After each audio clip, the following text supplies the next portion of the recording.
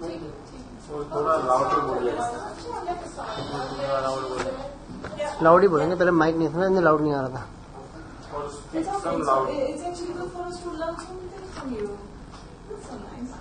Mic यहाँ रखिए। हाँ थोड़ा लाउड बोलिए। ये कहाँ जा रहा है?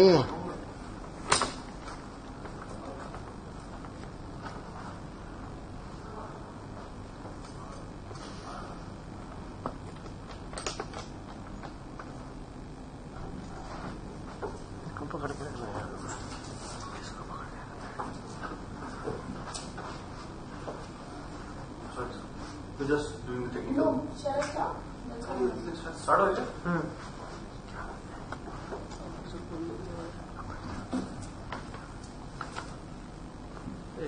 आगे ले लैपटॉप आगे नहीं लग सकते।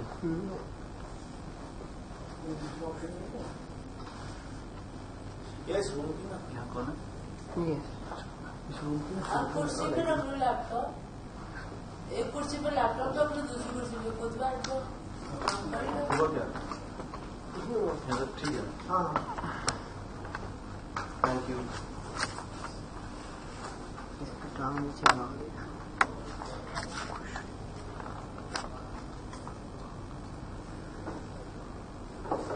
School he. This is our collaborative training. Our training. Right, this is our monthly bag. Sure, no problem. किनको बुलाऊं? चलो कार्ड फॉर्मेट है ना? दिया दोनों दिया। भैया आप दोनों स्टार्ट करो। नहीं वो उससे ये करना है ना, वहाँ पे वीडियो स्टार्ट करो। आप स्टार्ट करो। हाँ, लोग में अपना बात है। सवाल है हो गया। देखो शुरू से कंप्लीट है, कोई ऑप्शन नहीं है, सारी लेट्स हो गए। खोल रखा है। Okay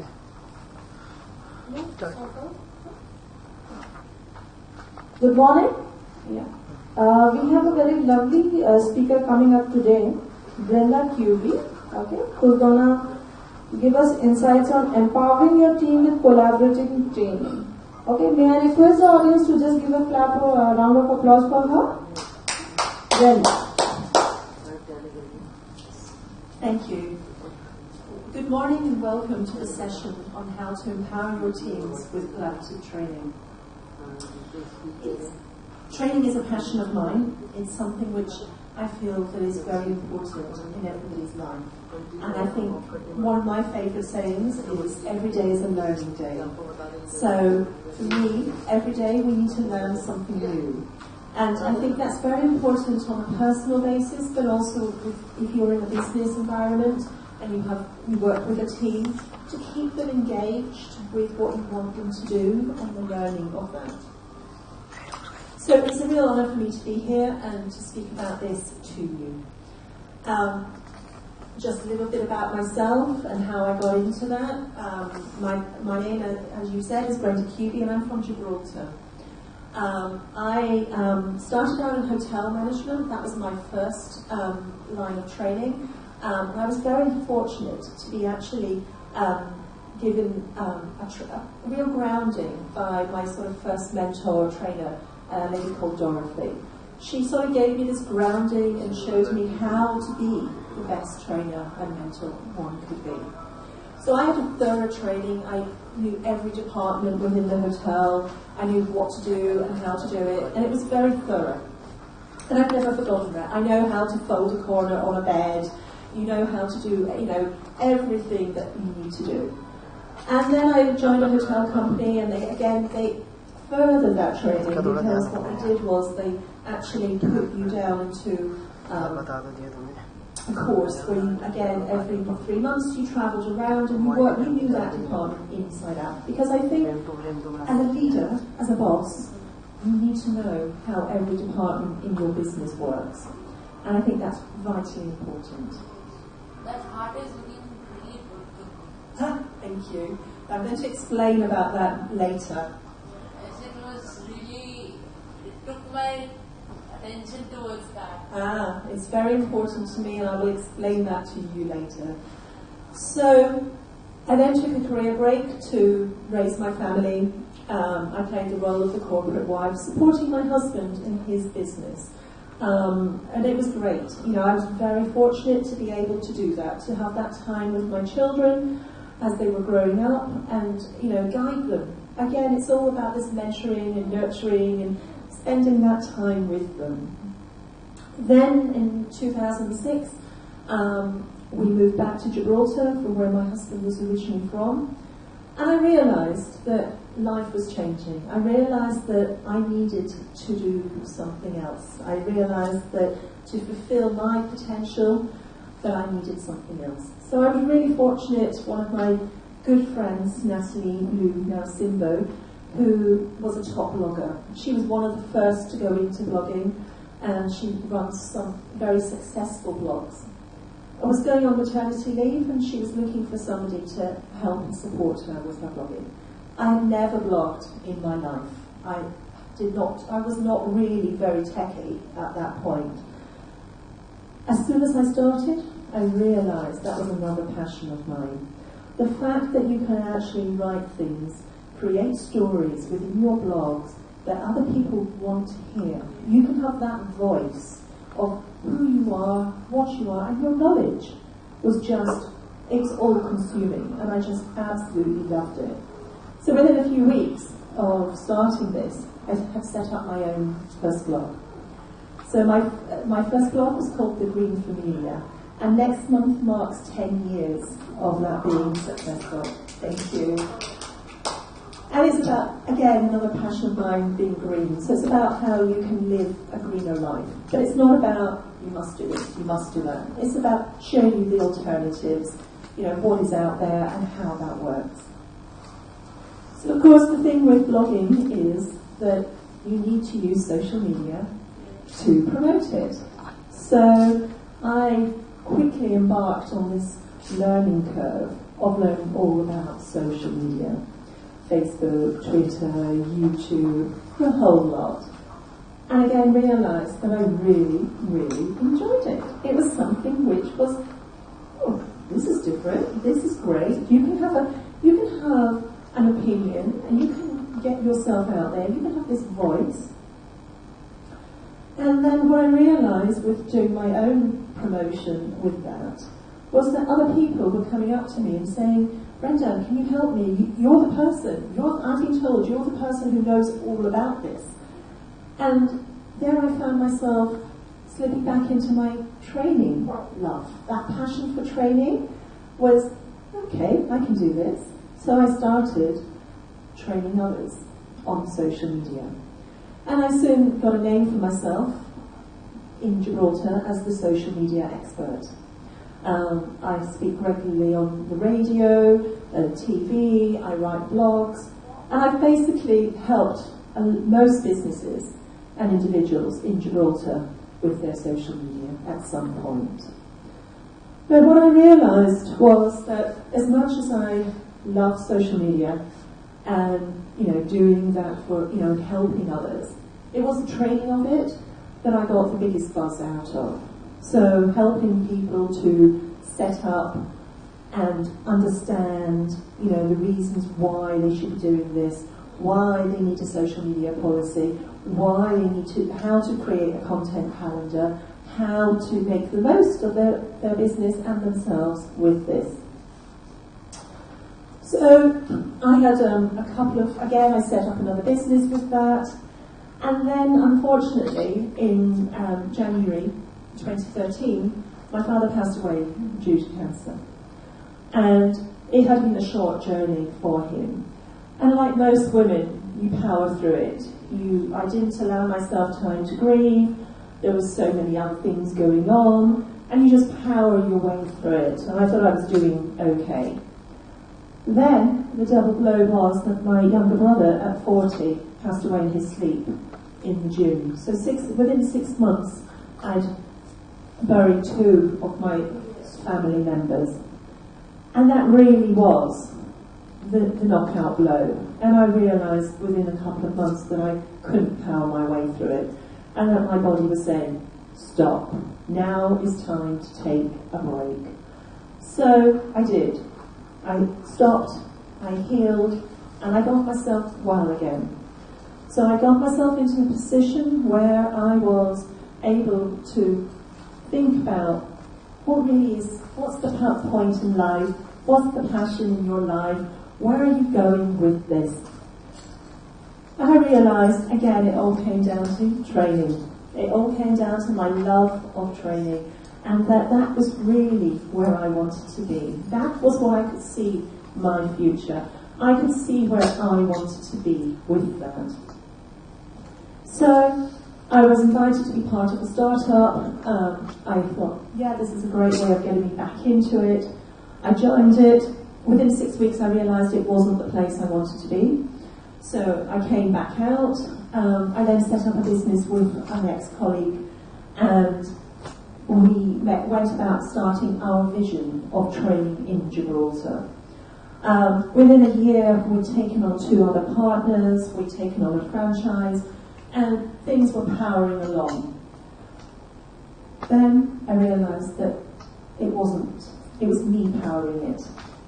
And I'd given away half of my business. And I was still doing 100% of the work. And I realised that you have to make difficult decisions in life. Sometimes it's the easier thing to stick with it, but actually it's not the right thing for you. And I think as we grow as women, especially, as we grow into ourselves, we become more confident and, more capable of, deciding those things. So I decided that, as hard a decision as it was, and I knew it was going to be painful, I knew that my partners weren't going to be totally supportive of that decision. I knew I had to break out on my own. And I'm very lucky, and I have to say, I'm really lucky. I have a very supportive husband and family and friends who all agreed and said, you have to do this. So, I've been very fortunate to do that. So, in March last year, I set up my new business, which was BC Training, and I was able, for the first time, it was like this relief for coming off me, because now it was my vision, my responsibility, and I could actually empower people with collaborative training, which is what I wanted to do. So I went back to the drawing board, set up the business with my vision, my aims, my mission, and BC actually is my initials, Brenda Cuby. So it wasn't too innovative, I'm afraid. I was, again... but it's cute, and it's actually, you make people curious. That's right. So, I know, people sometimes will say, so does that mean before collaboration? They come up with different things. And I'm like, I came up with British Columbia. Exactly. And sometimes we could have a game on that. We could actually say, well, what do you think? So, what I'm doing is, I've looked at all the different training methods. I've seen what works. I'm totally embedded in the training world. And with all my experience and with everything that I've done, I realise that companies sending their staff on half day, 1 day, 2 days, 3 days training, it doesn't really work, because by the time they get back into the business, they've lost most of that knowledge that they've learned. And what we were hearing from the individuals was, well, my boss has sent me on this, it's a day out of the office, I know that when I go back, they're not going to implement what I'm learning, what's the point? And it's like, wow, that's really not good, because it's a waste. The companies are not getting the value, and the employees are not getting the value. And you're just like, that's just not how it should be. Training should be an integral part of our lives and the company's lives. So, we've designed this program of innovation. of empowering companies and individuals. So what we've said to the companies is, for example, if it was a time management course, that would be a one-day course. And sometimes we split it to 2 half-days. We say to the clients now, look, give us those members of staff that need that, and we'll work with them. But we want them every month for an hour or 2 hours. So it's like coaching. Yes, it's like coaching. And what it's doing is we're focusing. So, for instance, if they need to work on how to prioritise things, maybe that's the first step. On that 1 hour session, they come to us, we'll work on how to prioritise, what they should be doing, how they should be, giving them different ideas, suggestions, and then we say to them, what is the one takeaway that you've got from this? And then, when they say, they write that down, they own that takeaway, and then they go back to the business, and they have to implement that. And they have a month to implement it. And they know that I'm going to be speaking to their HR department, and I'm going to tell their HR department or their manager that this is what they're owning, and that they've got to be able to implement that. And then, when they come back next month, we spend the first 5-10 minutes of the session talking about how they've implemented it, what was the successes, is there any way that we can tweak it to make it slightly better, and then we move on to what the next session is.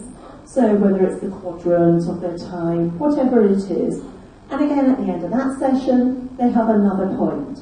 So this is how we do it. So it's more of a, for me, if you can get your staff training for an hour a month and continually doing that, what they do is that you're embedding your company mission, your vision and aims, and that's going in, because again, we're reinforcing that, we're embedding that in the culture of the training. So they're actually getting, when the results are showing, and these are proven results, that people who are doing the training this way are more productive.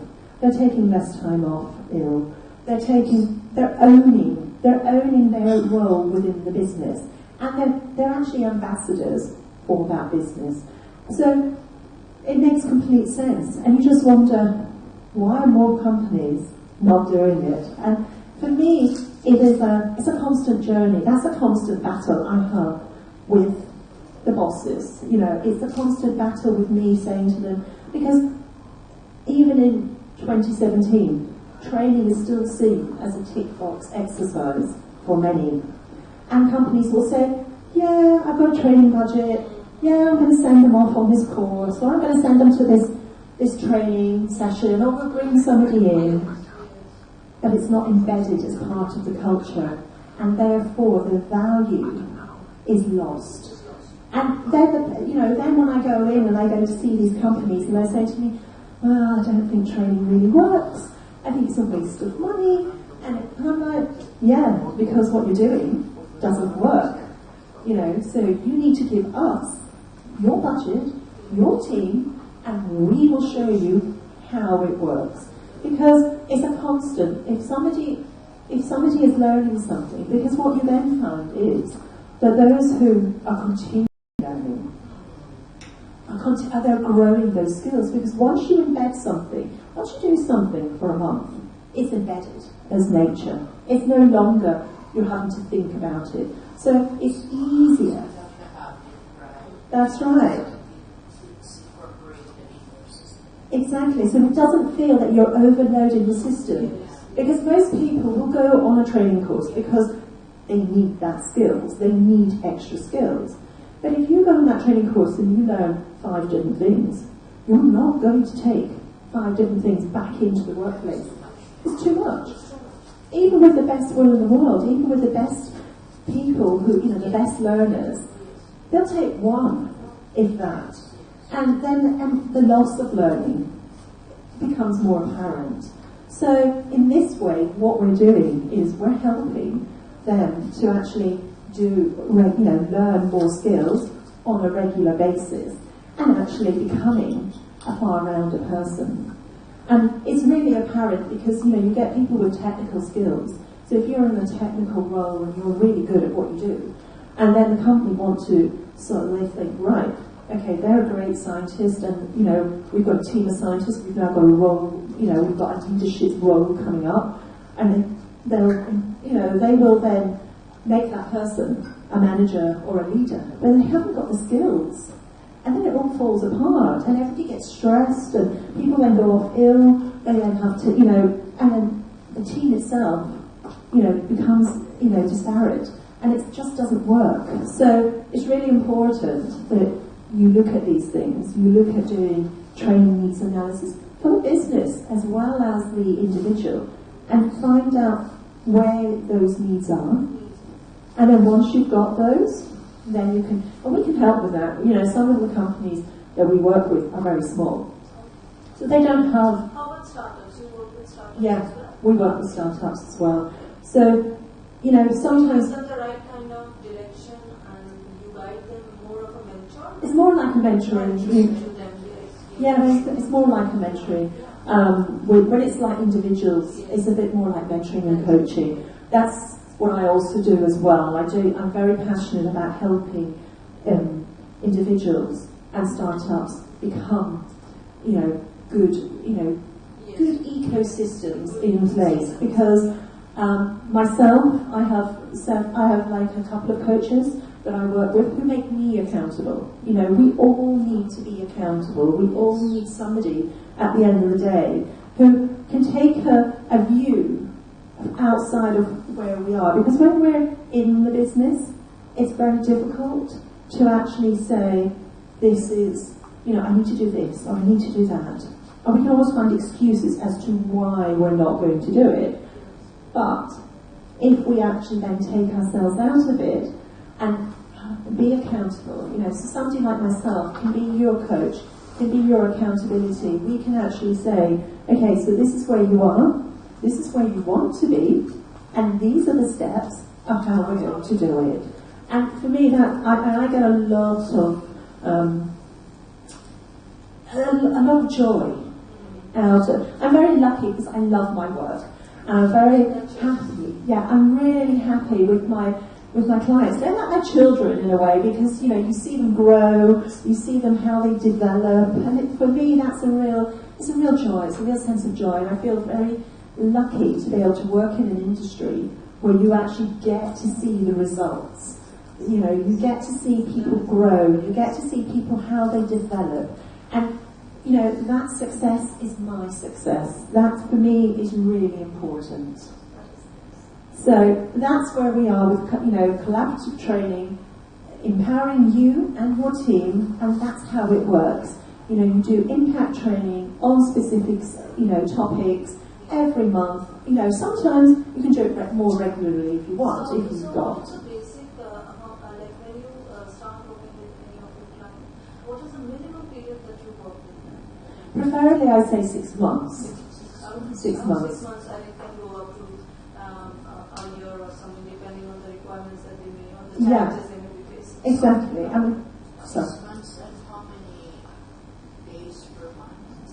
So I would say it would depend on where the areas are that you want to deliver. So, for instance, we say minimum is an hour session, but you can do 2-hour sessions. We don't do any more than 2 hours because people's brains are fried by that.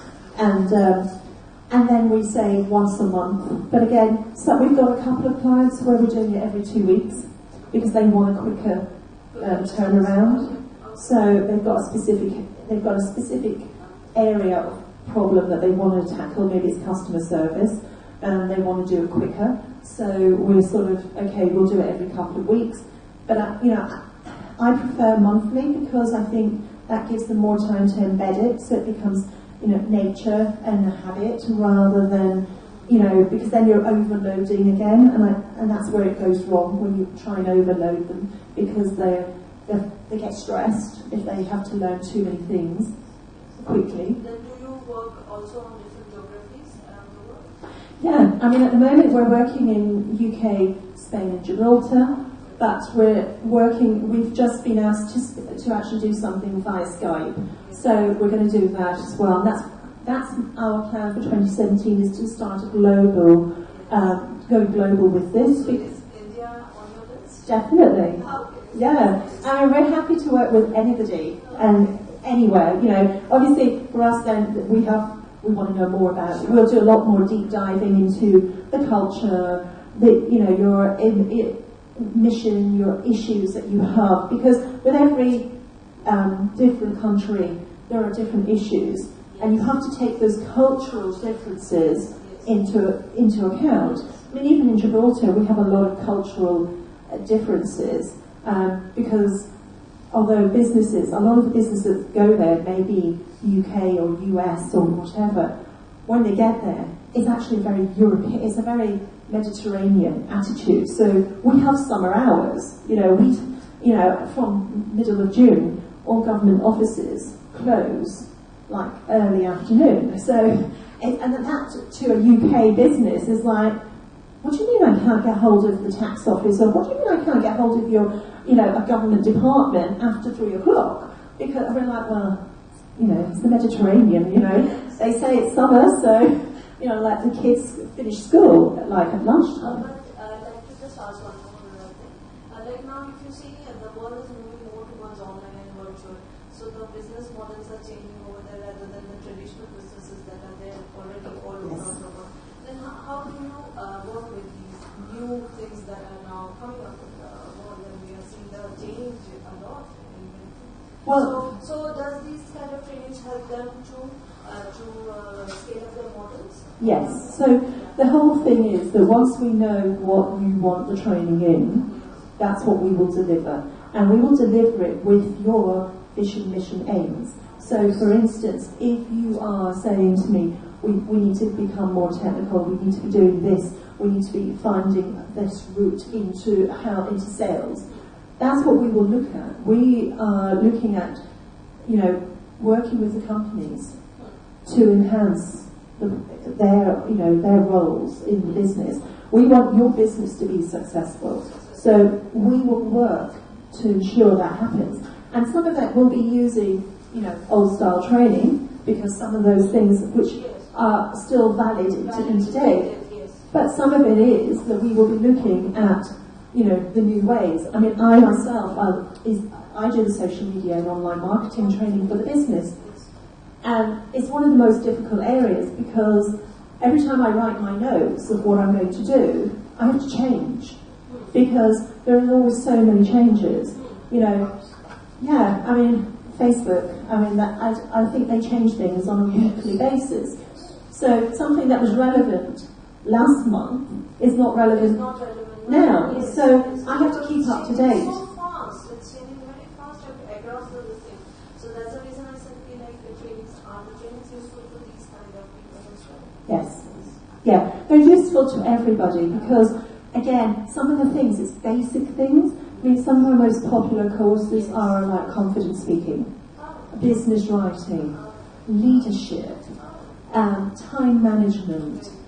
We do first aid. We do a whole range of things. So whatever it is that, and those are basic skills that maybe that you just haven't learned, because I think it's really, people assume you know how to craft an email. They assume you know how to get up and speak in front of people. They assume you know how you're going to have the confidence to do so. But actually, getting up and speaking is probably one of the biggest fears that most people have. Public speaking is the most fearful thing everybody faces.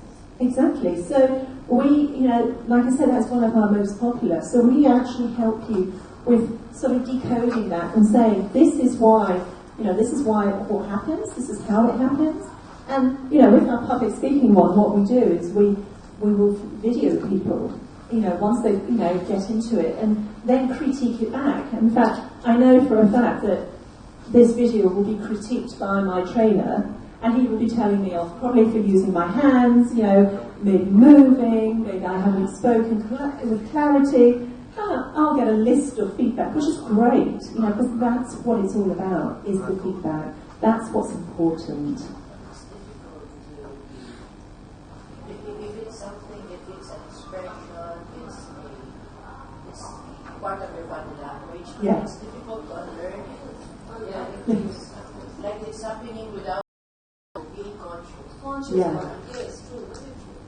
Definitely, I'm very expressive as a person. You know, I like to talk, I like to tell stories, I like to be expressive. People love stories, Yeah. more than the same, typical presentation.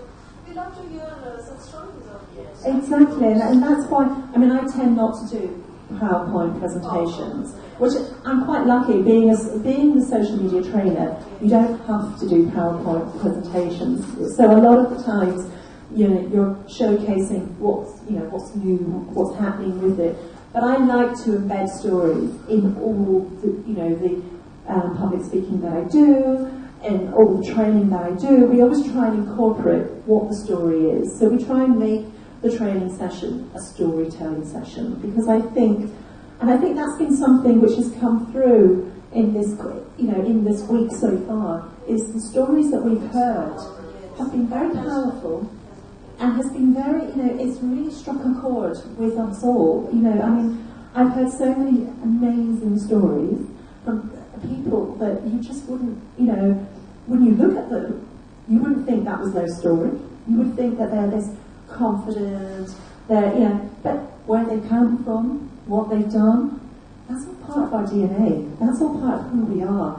And I think it's really important that, and I've been told by some of my clients that part of the reason they've hired me is because I am that expressive, and I will tell a story, and I will, I'll find out their story. I like to listen to their story. I like to hear what it is. Why are they so passionate? Why did they start that business? What's driven them to do that? Where do they see it going? What are their dreams? What are their successes? That's what really makes me feel, right, okay, I can work with this company and I can do this, or we can help them reach that. So for me, that's really important. And is there any other questions? Yes, I'm sorry, I came late. That's okay. But collaborative learnings, this was something that attracted Okay. me to this place. So I would like to hear what are your approaches to really support or encourage collaborations. Okay, so I explained this earlier, so I'm going to explain it again for you. Yes, It's not a problem. It's something which I'm really passionate about, so that's okay. I get another chance. So basically, the traditional model of training is that people go off on half day, 1 day, 2 day, 3 day courses, and then they get fired up with the training, they get all this information, it's information overload. And then they go back to the business. If everything's the same. Yes. Yes. And because they cannot, it's impossible for any of us to actually absorb all of that and then take it back. So our collaborative report, the way that we do it and empower both the business and the employee, is that we say, okay, let's find out what the needs are. So we do a training needs analysis. We sit down with the company, with the bosses, find out what the issues are, what they see, what they want, what is their vision, what do they want to achieve. And then we build, so for instance, I use the example of time management as one of the examples. So what we do is we'll then get their team, and we'll do, every month we'll do an hour's training block, and in that training block we'll focus on 1 or maybe 2 things at the most. So say for instance, first is prioritize, how to prioritize your day, your week, your month, and we'll work on that one topic. And then what we'll do is that at the same time as we're doing that, we're embedding the values of that business. So we're saying, this is the reason why you're doing it, how you're doing it.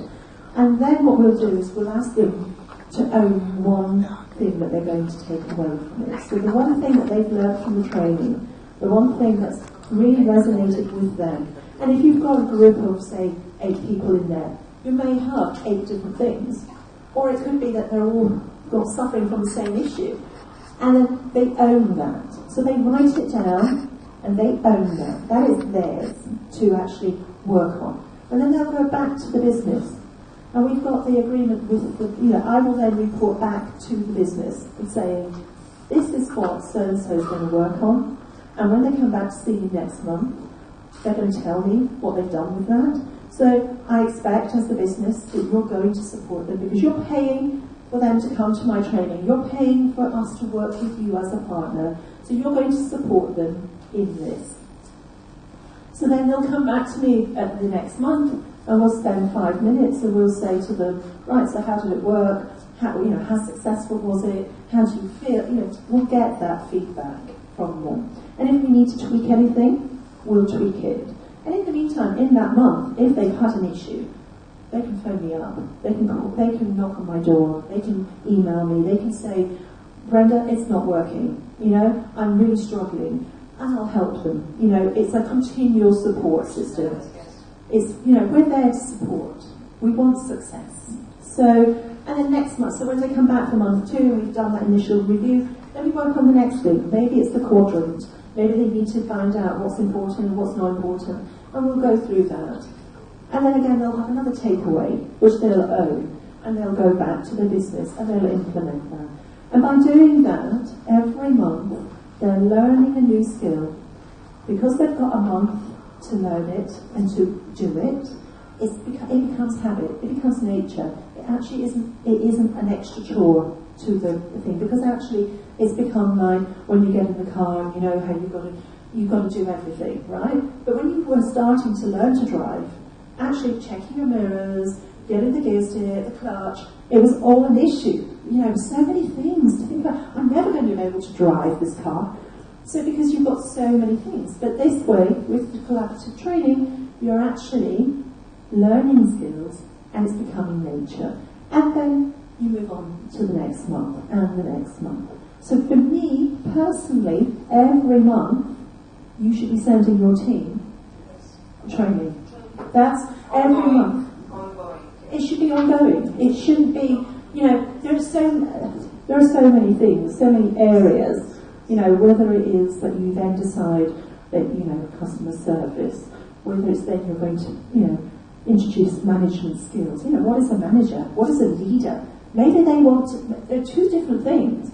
Maybe they want to be a manager and they want to be a leader. But you don't know that. But if you give them access to regular monthly training, you'll find out. And you'll be able to identify who is next in your team. Because sometimes also, they'll actually, surprise you with the skills that they've got that you weren't actually aware of, because they're sitting there, they're at the desk, they're doing the job, they're feeling undervalued because they actually know they've got more skills that are not being tapped into at this moment in time. And that's what this shows us, because again, I will feed that back to their manager. I will feed that back to their HR department. What it does is it also frees up the HR departments. So actually they don't have the total responsibility of what they're doing for every member of staff, because actually HR departments have a huge job. They've got to look after not just training, but every other aspect. And so if we can help them by saying, look, we think XYZ is doing this and we actually think they should be doing that, because we're working in partnership, because they know and they trust us, they know that what we're saying is for the best interest of the business, they're more likely to accept it and they're more likely to do something about it. So for us, that's what it's all about. Any other questions? Does that answer your question? Yes.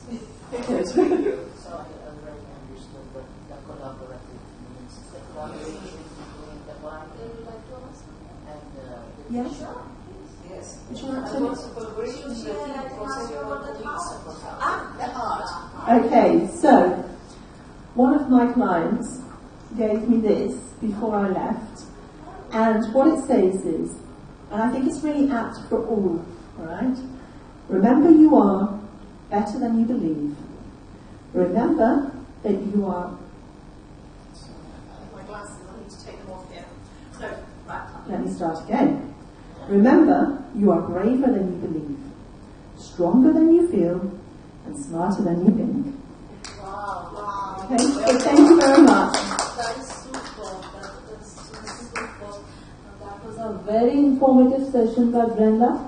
You know, businesses keep on evolving, and if they don't evolve, they die. And why they die? Because the trainings are not in place. So we have today understood what is the importance of collaborative training by Brenda. Please give her a very large round of applause. Thank you Brenda so much. We're privileged to have a very intimate training now. So Yeah. Well, I prefer smaller sessions anyway. For me, it works better as well. I do a lot of one-to-one stuff. I have a friend in Mumbai, he's a trainer, and he himself attends quite many during, I don't remember the number, but I guess every month he attends 2 to 3 trainings in a month to keep himself updated. Yes. And if he says, if I don't do that, I won't survive. Well, exactly. I mean, because I'm a social media trainer for business, every week I'm updating my own skills with that because it moves so quickly. But before I came here, I was on an 8-day course with as well. So I'm continually updating. You have to as a trainer. The thing is that I'm asking my clients to invest in training. They have to see that I'm doing that. So that's what's really important as well. And then training also is Manisha is collaborative leadership. That's Right. why, because I see that a lot of people, as you said, they have the leadership potential, and they need to understand that the leadership is coming from inside, from their heart, and they need also learn how to collaborate. Because collaboration, we always mostly think that this is a kind of our willingness to collaborate, but we need to learn how to collaborate. Yes. Because collaboration has its own rules, and we need to learn There are how so to many things that collaborate. need to be managed as well. Yes. Yeah. Yes. It's very important. And we're not born with those skills. So we learn need to learn these skills. yes. And I think that education hasn't caught up with the skills that we need to go into the workplace. Because in India especially, the education system is such that what we are taught, that is nothing later on really there in the life when we are working. Absolutely. Yes. The education system is so out of place. Which now the government has actually realized, and they're taking some changes to be done to the curriculum, but still these kind of soft skills and things like that, which is actually the students. No, but instead of curriculum, they can just make it practical. Yes. But in the histories and the things we learn, that actually when we step out in the real world, there's no use. There's no use. That's why I like this approach. Yes. Because being together with a team all the time, it means continuous learning. And you have the commitment of each member of the team to learn, to train, to really embody this new learning. What we found is that there's been the staff retention levels have been higher because people actually feel valued. Yes. So they're not actually looking for another job. Yes. Because they're appreciating the value that the company are placing in them with this regular training. And there has been lots of discussions about people saying they're scared. I think wants to take a photo. Yeah. Okay. Can you just let him take a photograph? Okay. Please come. So, please come. All of us. Yeah. Yes, all of us.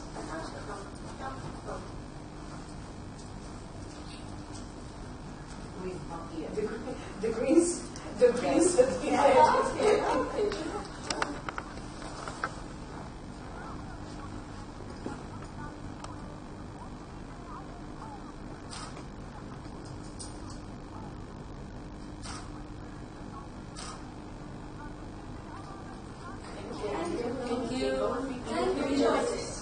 I've enjoyed really, otherwise I would have gone from.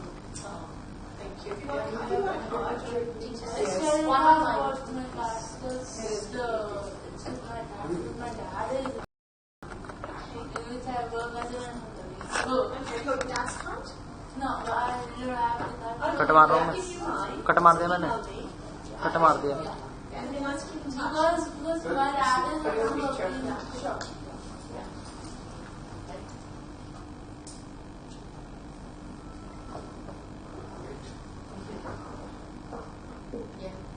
Just leave it like that. Oh, it's a nice combination.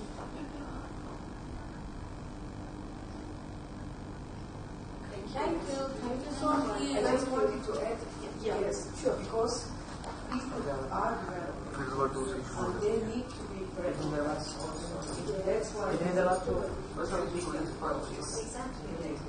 It's really important, and I think that's so for me. It's really, it's taking it to that next level. I mean, we're currently we've just launched our new back to work program, and it's actually it has different variations. Like getting into work with students who are not moving to university. So, and then we have back to work for mums who are taking time off. We're in one program that for people maybe who have taken, older people who have maybe taken early retirement but want to get back into learning new skills. They want to do something. And maybe people who have dropped out, maybe in their 20s and now realise that they want to do something, but they don't have the skill set. So we have like a week-long course where we actually give them like a crash course in things like social media, time management. We do a first aid course with them. We do things like CV writing, business writing, confidence speaking. We do all of these things to give them that. So it's like sort of like a quick blast, but it will help them looking for that job. And we've had people who've done the course and have found jobs because they didn't know. They can now say, well, I know how to operate in social media, or I know how to do customer service. Yeah, so that will be the road. There's some people have those very simple things. Yes. You have to start with A somewhere. Yes. And with some of them, you need to start with, I don't know, C. I will be talking today about collaboration leadership in conscious organizations. The session will be in room number 2. It will be at about 1 o'clock. 1 o'clock upstairs. No worries. But I'm going to watch it on the Yes, watch it on this is my business card.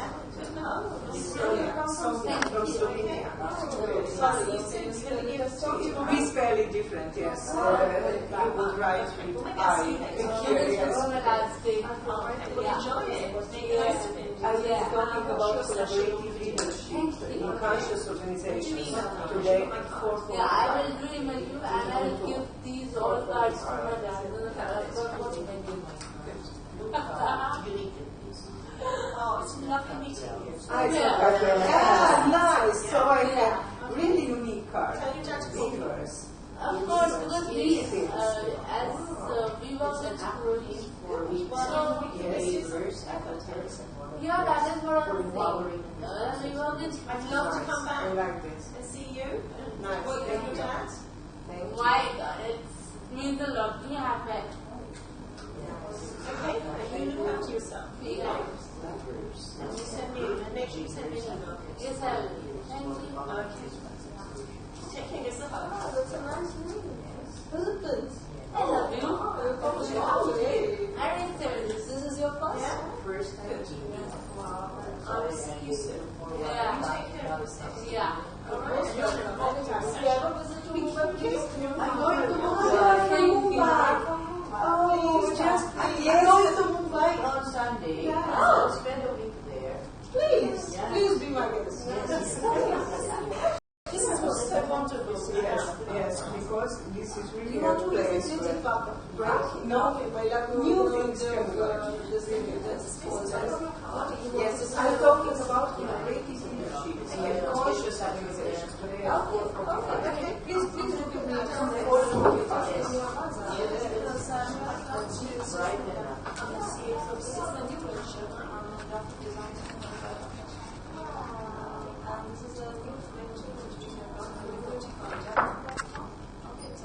Do you know what number it is? Room 2. Room number 2. Perfect. Excellent. Nice. Fantastic. Yeah, let's talk more about how Yes, because It is very useful for all the women who do even the small I would things. like us to find a way how we can really encourage this collaboration. Because I see, It's a matter of I don't know how it is in UK, but it's really So you sign up and do let me know when you're in Mumbai. It's my pleasure. It's the same. Yeah, it's the same. But the time is You not call for me. universe, actually. I cannot call you, We need but to You can stay email together. Email is also fine. or FaceTime. Oh, yes. So please come and Are you available on WhatsApp? you will have also the insights in my thing. Then we can find a way how to collaborate. That's really nice. I will see you. I've told you I've got one of your cards. Okay. I'll see you later. Yes, I just got my book out. Nice. Sushmita. Yes. Sushmita. Right now. Wow. This is my new portal called the Temple.com. Yes. And it is a portal. Yes. It's an online virtual wall. Yes. Where you can display your products, you can design your product catalog, Really? your portfolio of your services. The usual Also, please sign up. Nice. I will. I was laughing because you said come to Mumbai. Because just yesterday, a friend of mine from Mumbai wrote me, will you come to Mumbai? Please. Whenever you're This time, will help me. but yes, next time, I would like to work. Anytime. Nice. Oh, nice. Thank you. Thank you so much. Pleasure seeing you. I'll come to your session. Please start. And it's like, well, okay, that's how it goes. It's always been done. Let's just, it's not working, so let's change it. So I think that's what's really important. But it's just having, but again, it's really difficult when you are the change leader. So when you are the change leader and you're leading that change, it's really difficult because you're constantly up against, you've got constantly to influence people. Yes. Yes. It's going to be a huge. Have I seen you somewhere before in some session? Could you just brief me up about it and I will Sometimes actually, do you know what I found? I was there on the Sunday countries first. There was a session that I was creating. Are you from Mumbai? No, not really. Okay. Then I'm mistaking you for someone. I thought so. I've seen I remember you in Mumbai.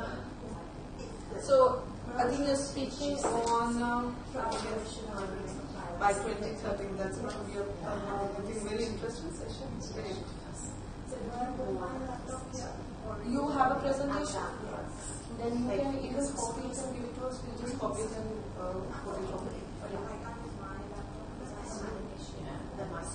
Laptop में लगा सकते हो? Laptop लगा सकते हो? नहीं ये सिर्फ एक और प्रोजेक्शन चेंज करना इनका लैपटॉप नीचे लगा जरा पूछ के जैसा ऐसे जरा पूछिए बोलिए कि ऐसे करना That might be an idea, but if you need help to actually make that change, so say, this is how we do it. Let's collaborate together. Let's do that. There's a Philippine Society for Trade in Universities is going to have a conference that was sent to the last week of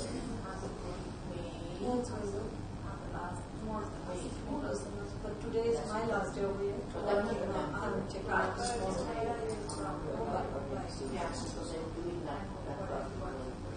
I'm a graphic designer and I'm actually here I have something like my new baby polishes. I want people to where you can write them to do this. And this is actually an online virtual mall where you can design your own celebrity, your portfolio of services, and have a marketplace. It's a very unique model which we have developed for the last 2 years, and we have just recently launched some charity members which have paid for it and for it. So you can just sign up and take it back to me. I'm on social media. Can you send me a copy of that picture? Maybe Just in the call exactly you do. use it to my social media. Yeah, so It's easier. yeah, like What's your face? so my Facebook is DC Training Gym or Brenda Cuby. So yeah, you look for me on Brenda Cuby and then connect with me and send it to me. Or my WhatsApp, you can send it via WhatsApp. That's my WhatsApp number is that number there. So you can send it to me via that. Yeah? It's been lovely to meet with you.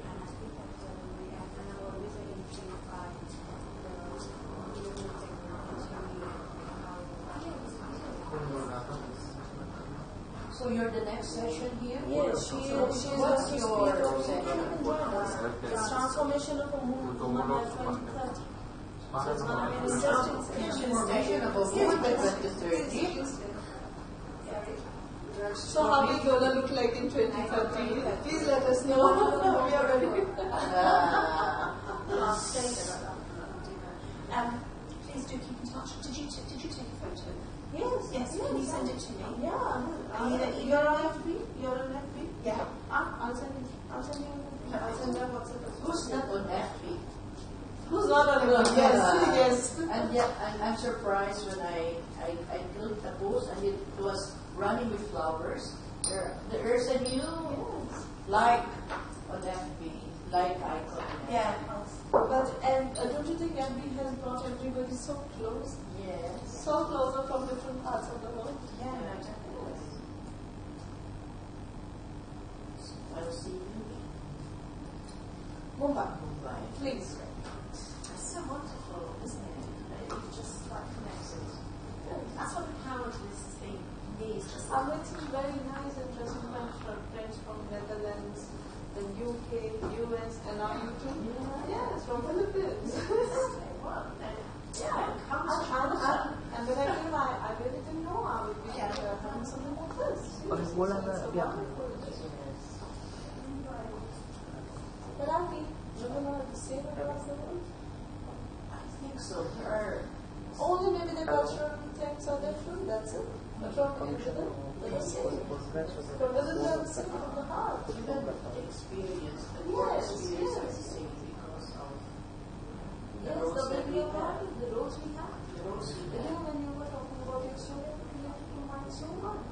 I mean, it may be you're in Gibraltar, I'm in India, but the way you said it, it's the same. exactly. We all face the same struggles. We all face the same journey that we're on. Yeah. It's just in different locations. Yes, But that's it. the power of what the connectivity is doing is joining us. So The feelings are the same, the emotions are the same, the anger, the trust, everything is the And same. even the aspirations. Yes. Like, for example, if the organization that I founded is viewers, and we want to get people who join us who I didn't think that they will be joining non-profit organizations, but they found out that, we dream the same. Yes, we do. and the thing is, all it is that we need to connect. It's taking that step to actually connect. So it's taking that step to say, right, how what do you do? How can those things, it's like picking up the phone and asking, because what's the worst thing they can do? They can say no. Yeah, That's the worst they can do. So it's sort of, okay, let's just, don't be afraid of that.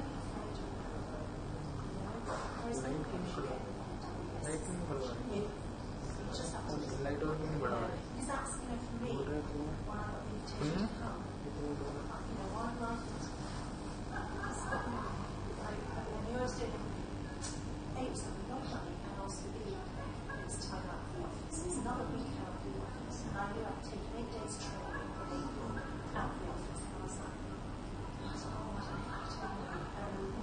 And I was thinking, husband, children, dogs, and I'm thinking, all of these things. And there's something deep inside me. So I spoke to my chairwoman of business at Ralte, as our vice chair, and I said, there's opportunity. बड़ी है She was like, so why are you going? जो आ रहा था वो भी गया ये नहीं आ रहा था भाई अब तो कुछ भी नहीं आ रहा इसमें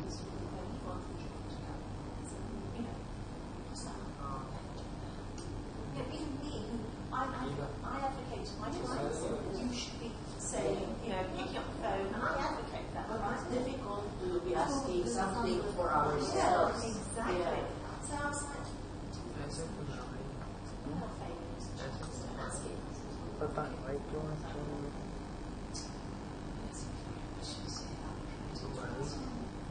Anyway, बड़ी थोड़ी तो कैमरे में तुम्हारा किसी को इधर का मसला नहीं है थोड़ी देर बाद देखते हैं फिर सो गया यहाँ भी हो रहा है ये क्यों हो रहा है first thing he says to me is, I have the ratios, किसी के अगेंस्ट लाइट लोग हैं but I wanted to be नहीं आए to tell them that against light लोग हैं So I'm 30 minutes with you. Basically, projector बंद so, करवा दो ना told you the stories of why I should be there, why I बंद करवा and we left when उसको बोलता है पहली बार मैं सोचने में लग जाता है क्या करना why you should know because लोग नहीं थे the decision was taken. मैं बोलता हूँ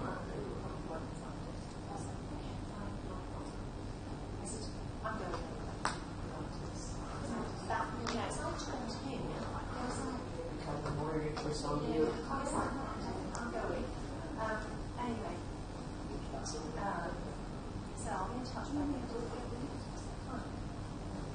Does he have to take it off? I know we're in the midst of Brexit, so it's like Jim's has greater things on his mind about the middle of the week, and it's funny week. Emails and things to me. Sorry, we're really busy on traffic and all this, but Jim's sort of today with the head of the town. Wow. I was like, so nice. Is this so cute? Yeah, I was given a bit of power of actually stepping up and asking, Then I'll try that next time.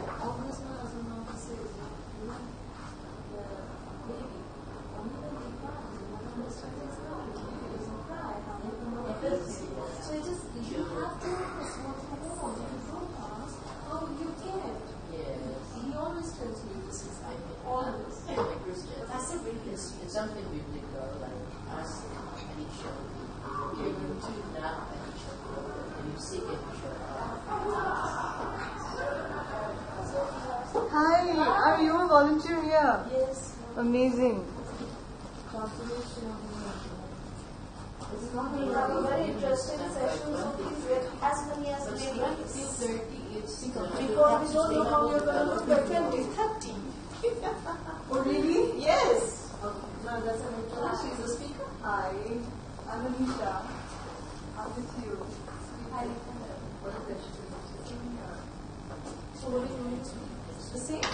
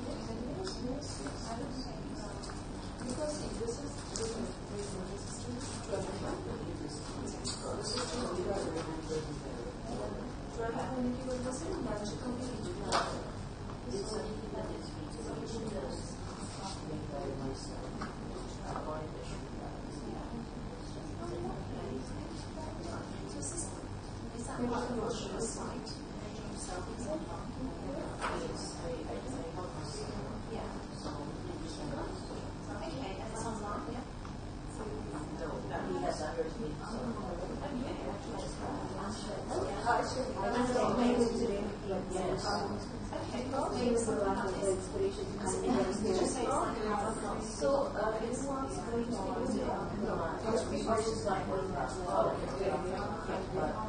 to Hello,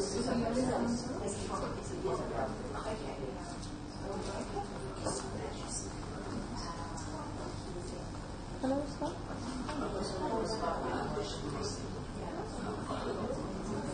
Oh,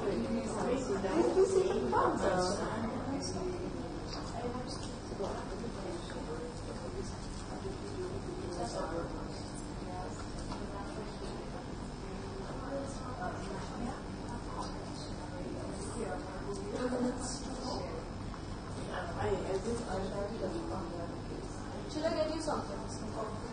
I'm going to go to an entrepreneurship session. Let me see. Let me see if I get a check. What I was going to give. Definitely, anytime.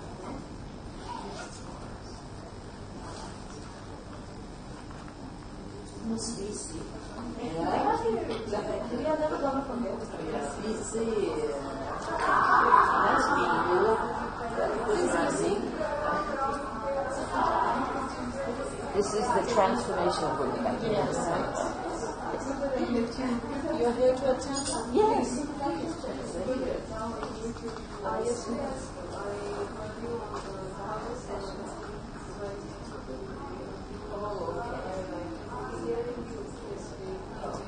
Oh, that was so beautiful. That is so sweet. Yes. Okay.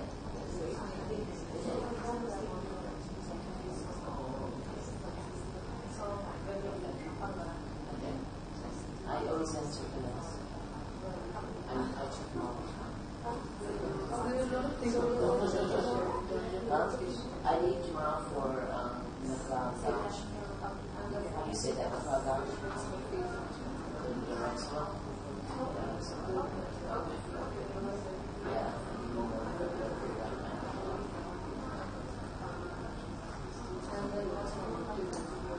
The 19th.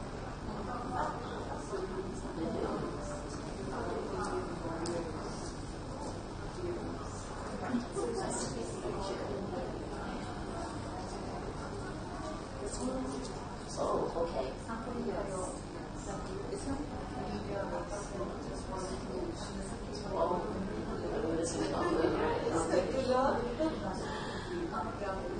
Oh, okay.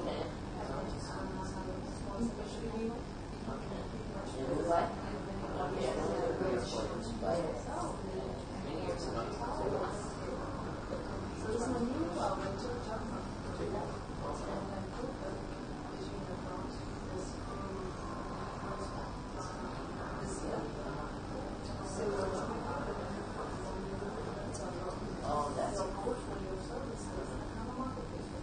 Oh, that sounds very exciting. It is very exciting. There's six. Do you have anything? Okay, you need some textures. You need the IT help. Amazing. So please sign up your resume. Okay, I'll look it up. Yes. I really will have a presentation.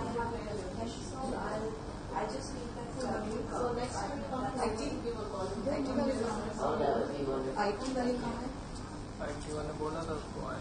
आप बुलाइए ना उनका presentation है. It's fine. Okay. You want to have a display. Let's call the IT people.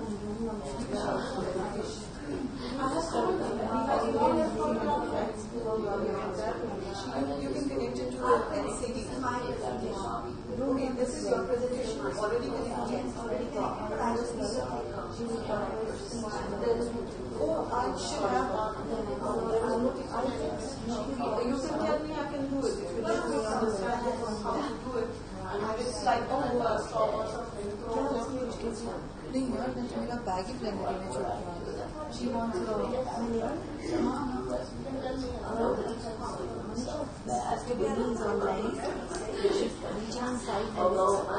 she can be at the plenary now. Good morning.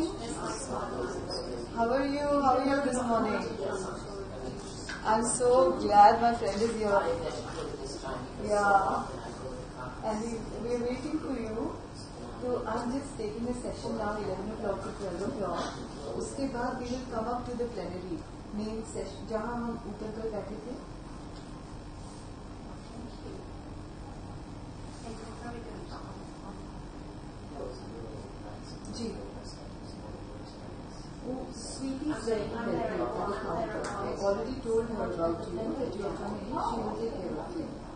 sweetie. You met her yesterday, no? Yes. Yes, please. Yeah. And Shweta is with me here, तो आप इधर ऊपर रुकेंगे फिर हम लोग session के बाद आ जाते हैं. Okay. Did you see the dog? Yes, Sweetie will help you. Sweetie will help you. And Yes, we will it's come with the so that's a good process. And you know, we were talking about this, my roommates from Colombia, and this is her first time in India. She has some talking about it's just one continuous passion show.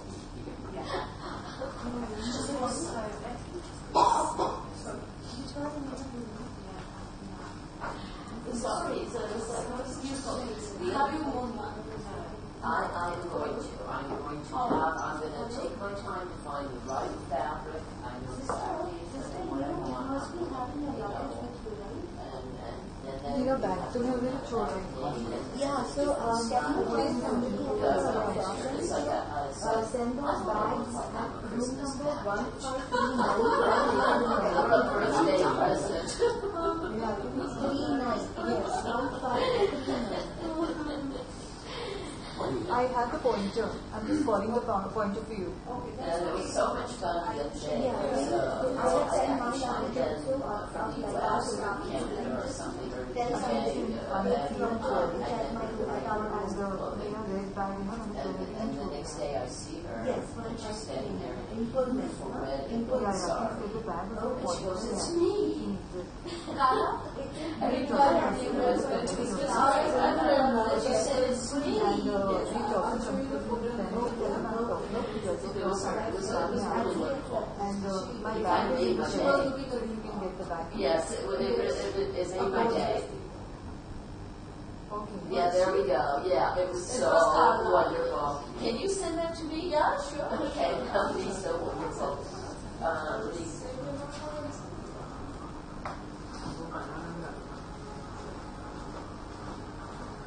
can tell you. Actually, this room is also one end. We will have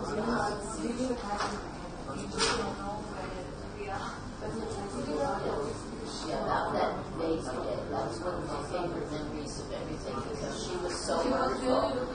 She was so wonderful. And it was so wonderful when I looked at her. Yes. It was so wonderful when she said, it's me. fantastic. We are all not just because Yes, yes.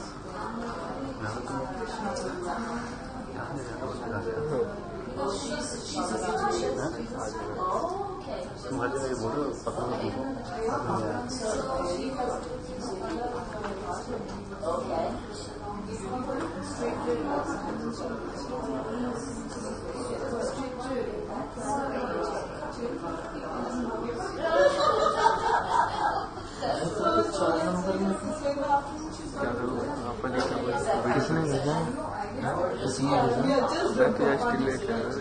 कैमरे वाले मैं तो कैमरे वाले वो कैमरे वाले हैं वीडियो वाले नहीं हैं आप देख रहे हो वीडियो आप देख रहे हो ना ठीक है हाँ वो वैसे वॉशरूम को लगा हाँ सारे गए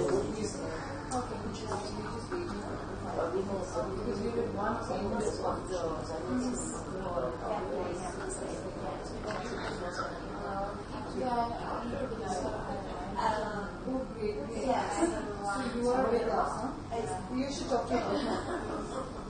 You should talk to him. Hi, we have a speaker. Hello. Mr. Amit and you have. Yes. Amit Kaur. You will be merging with you? I was watching it yesterday. She went to Run. What is CM12 15? What's the topic? It's about women empowerment. No, this is not women empowerment. Women empowerment is happening somewhere else. I've always been down with my stuff.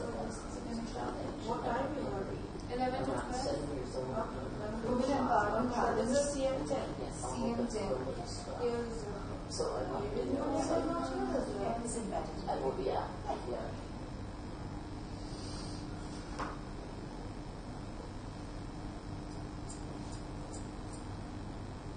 Did you check in the counter? CM 12-1536. This is the session.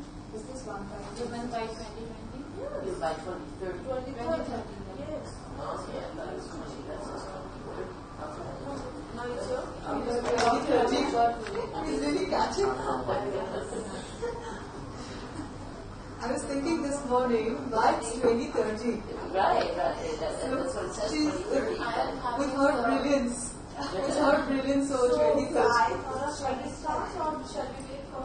You want for the other speaker to do or wait for her? Just This, I don't know, Jane. She said she is a speaker. Yeah, they contacted me in the morning and we have to. So is this all again last minute? since we're talking about women Women by 20%. empowerment. This is not empowerment. It's like my. No, you see the topic is transformation of a woman. Yeah, it's transformation. But she has. She also has.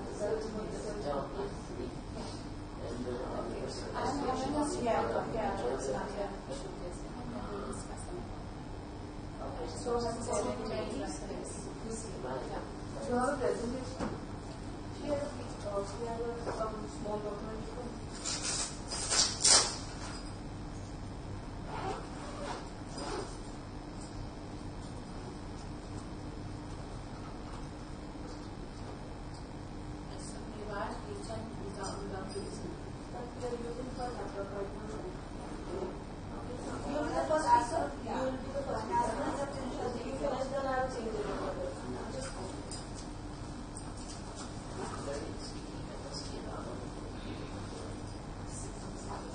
IT का लिखा है कोई भी नहीं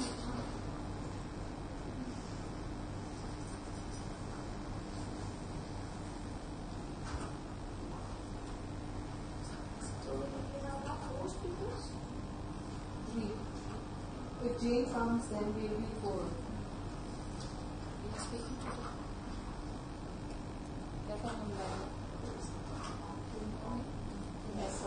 First day I was in the survey. Puri. Transformation I see here. So transformation on display, yes. Maybe that's the reason we don't wear an energy. Same. Yeah, I was wondering whether I am able to meet you today on university. Wow, that's amazing. Were you there for my session? No, I was not there. It's some large region lovely. Oh, it was not set up for you? Thank you. No, that's okay. I can do it.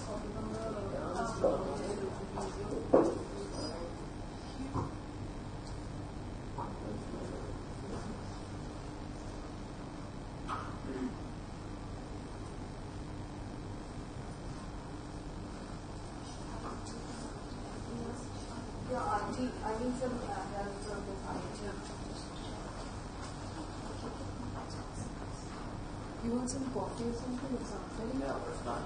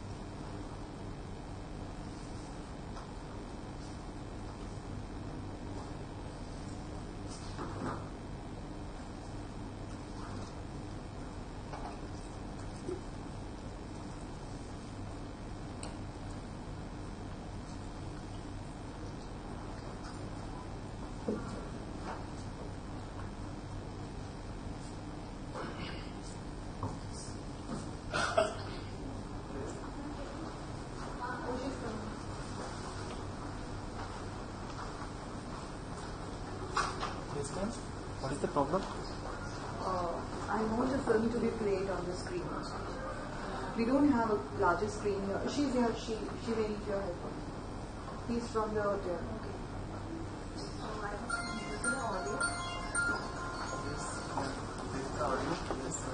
But I speakers connected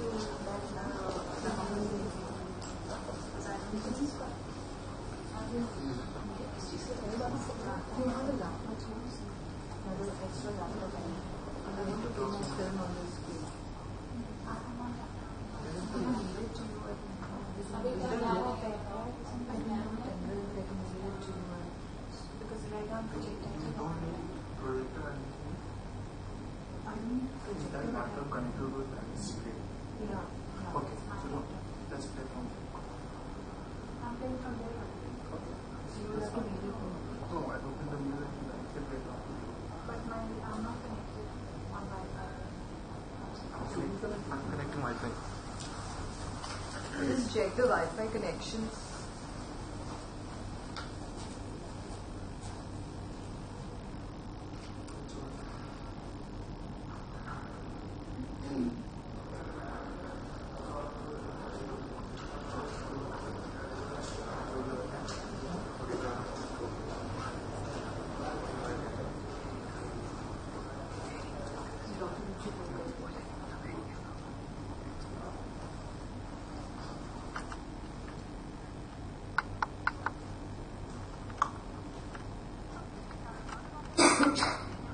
Wi-Fi strong here, no?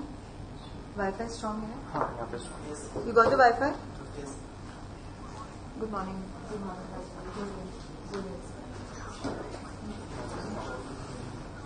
अच्छा हाँ बस मैं जिस जगह आ गई हूँ मैं play कर रही हूँ.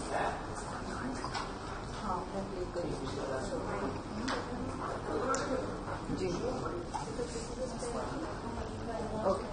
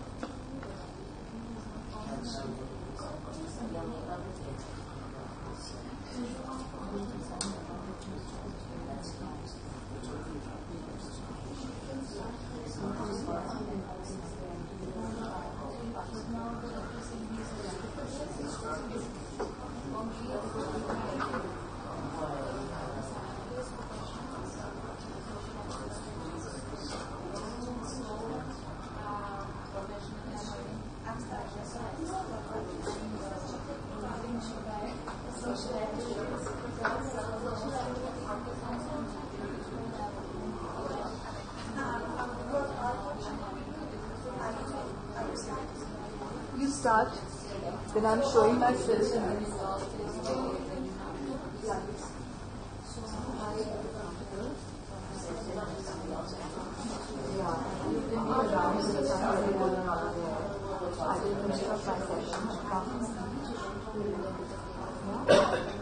My session is down. You have to come down.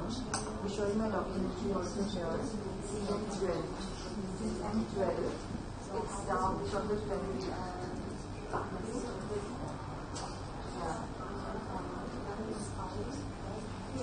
I will send it to get you. You can be at the plenary. Hello everyone in the group, all the ladies, and everyone. Okay, now we come to a new session by Simrat Bishnoi. Okay, today we are in 2017. Now, what would we look like in 2030, or what are we going to do in 2030? Does have anybody any idea about it? I guess no. Okay. So let's hear about it from Simrat. May we please welcome her on the stage? Thank you. Thank you so much. This is an interesting topic for myself, but I'll just start with a bit of an introduction. I'm Simrat Bishnoi. I'm based out of Gurgaon, and I'm a communications professional since past 17 years now. And when the Women Economic Forum asked me to speak on a topic, and they said, we want you to choose a topic. And I said, okay, so let me think. We always discuss business strategies, policies, our vision ahead, 2050, 2060. So I said, why not women? Transformation of women in 2030. I didn't go very far up to 2050 because sometimes it becomes difficult to imagine. And that's why I chose that, okay, it's not too far, yet not very close. So that means that it gives us an opportunity to take certain actions, to just look into where we are. So the purpose of this, from this whole topic that we have today, and what I'm going to be sharing is, first of all, it's not based on any judgments. There's nothing right or wrong. It is personal views, which I felt that, as a woman, which helped me reflect. So that's why I chose this topic, because I found it very interesting, and I wanted to dig a bit more deeper into it. So I hope you also enjoy my session. So I hope I'll have to just switch the slides. So I will just stand on the slide.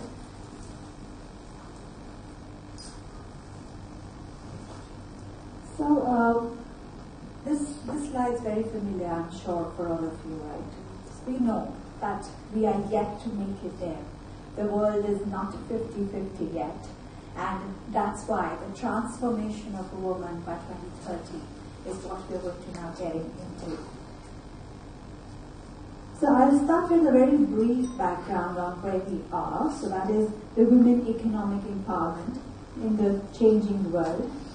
So right now, where we are, the situation is that only half of the women participate in labor force compared to 3/4 of men. And in most developing countries, it is as low as 25%. Women spend 2.5 times more time and effort than men on unpaid care and work and household responsibilities. And all of this results in women taking home only 1/10 of the global income, while accounting actually 2/3 of the global population and the working hours that we get. So as a result, what will happen? Over a long time, it will definitely have an impact. What is the impact? Very simple.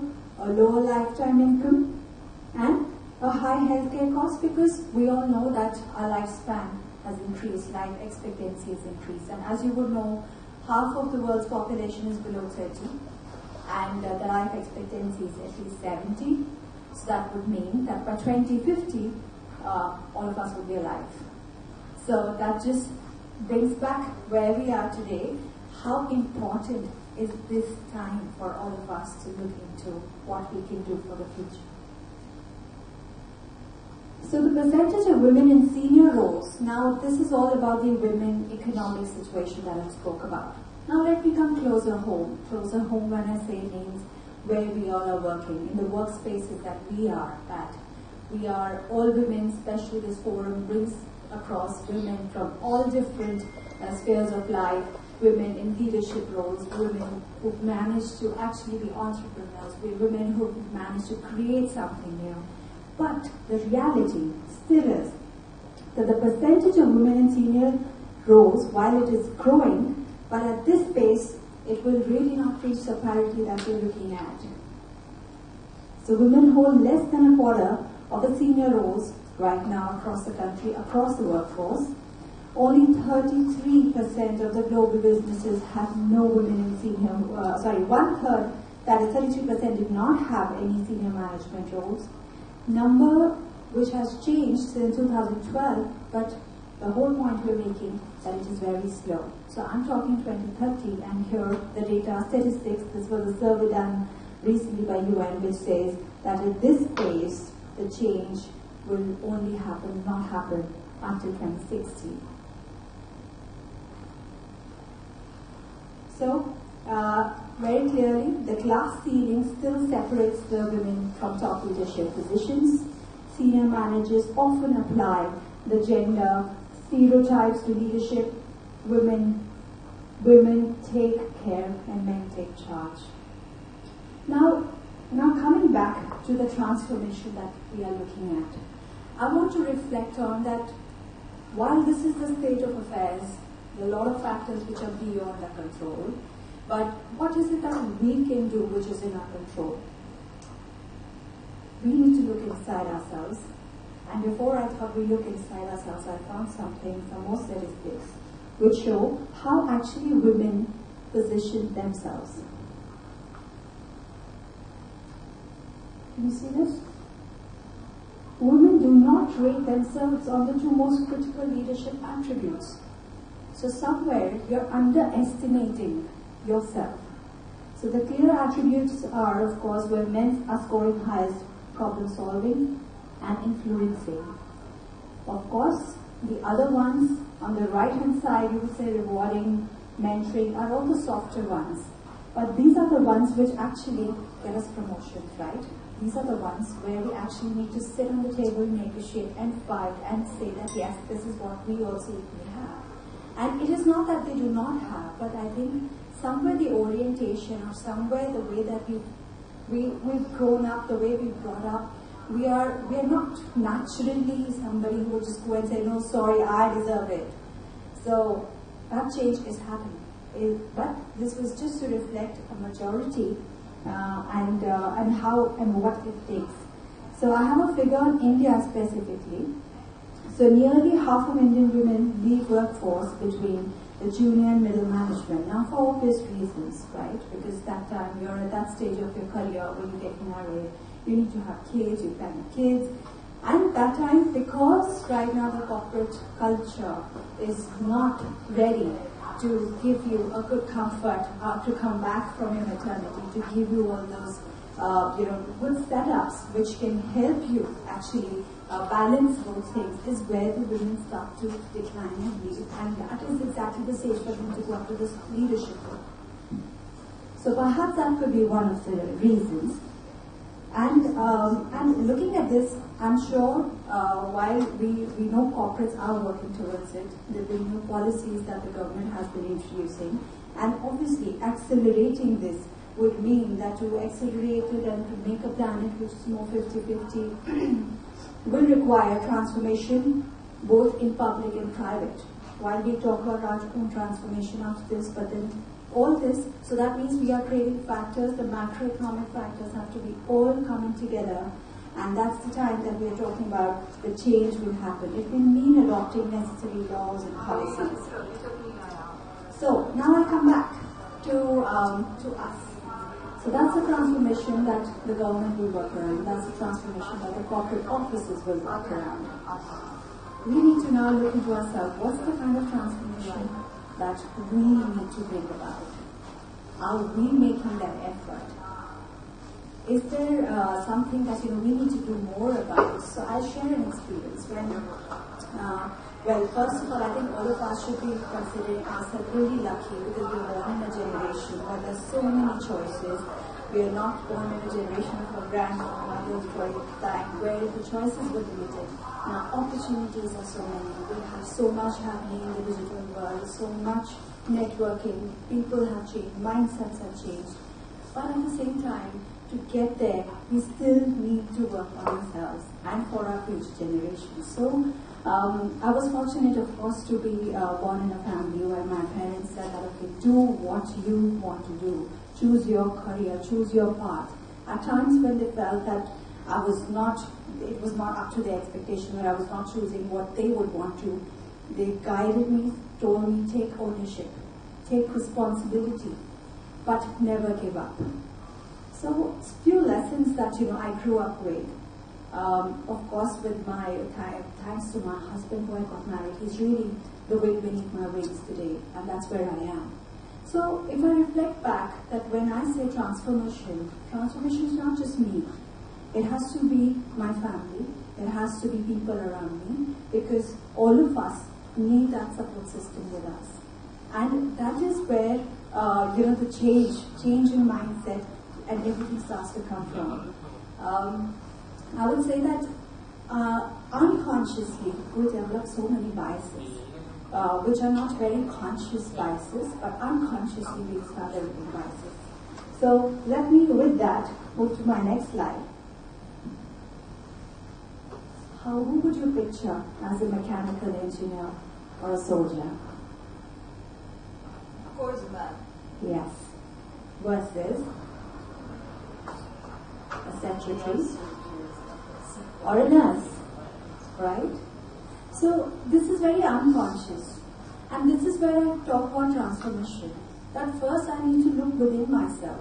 That when I am looking at things, the vision that I have, the perception that I have in my head, what is that? Before I start, moving to the world and questioning, and so it's very important that I reflect back.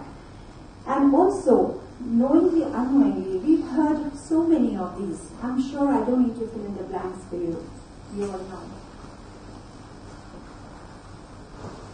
Right? You all can relate to it. And I think when I say transformation, all this needs to change. It's not whether we are doing it, but if we hear it around, we need to give a different perspective. And why? Why is it that you're using these lines? They should be turned around. They should be more neutral, not gender-biased. So, what could enable transformation? Any answers? Willingness to change. Very good, very close. I just have one word in my next slide. Just one word. Yes.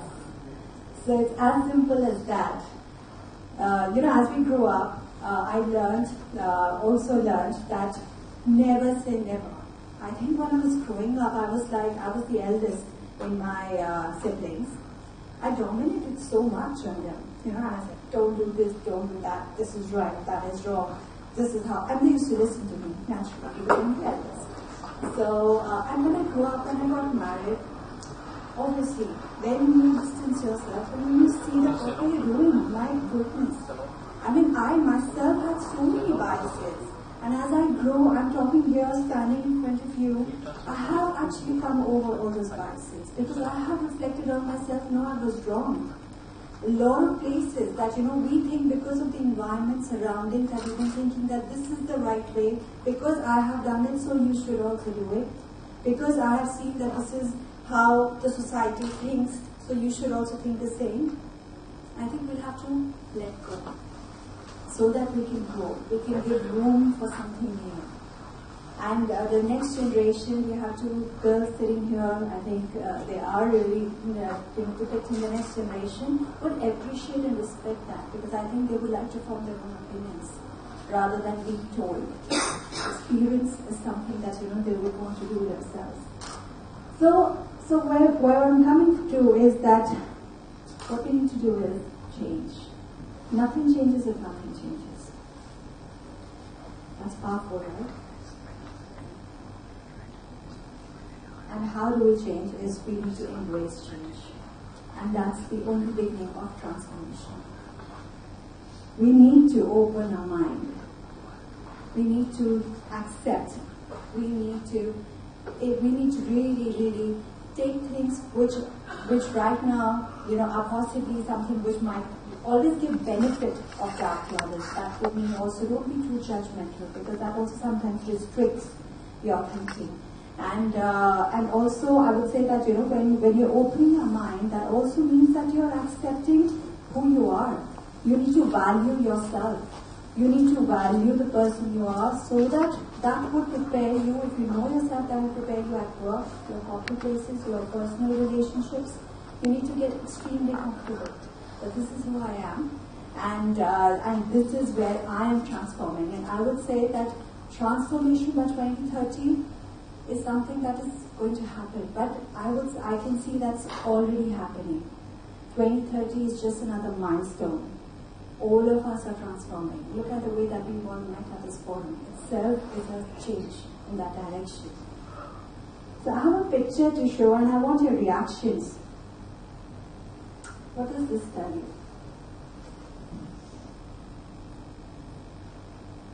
It's no right or wrong. Everyone can have their own interpretations. Can I ask you?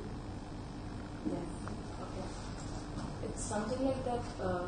Women who are not doing anything, and now they're being transforming to the things that think that they should do. So, like that, or they are going for the professions, like the professions that were only meant for males earlier, and now they're going through the same. I believe so. I see it as giving. The one who is giving what he has to the other one, to fill it up. Because there's no scope here, so it's getting transformed from that tree to this tree.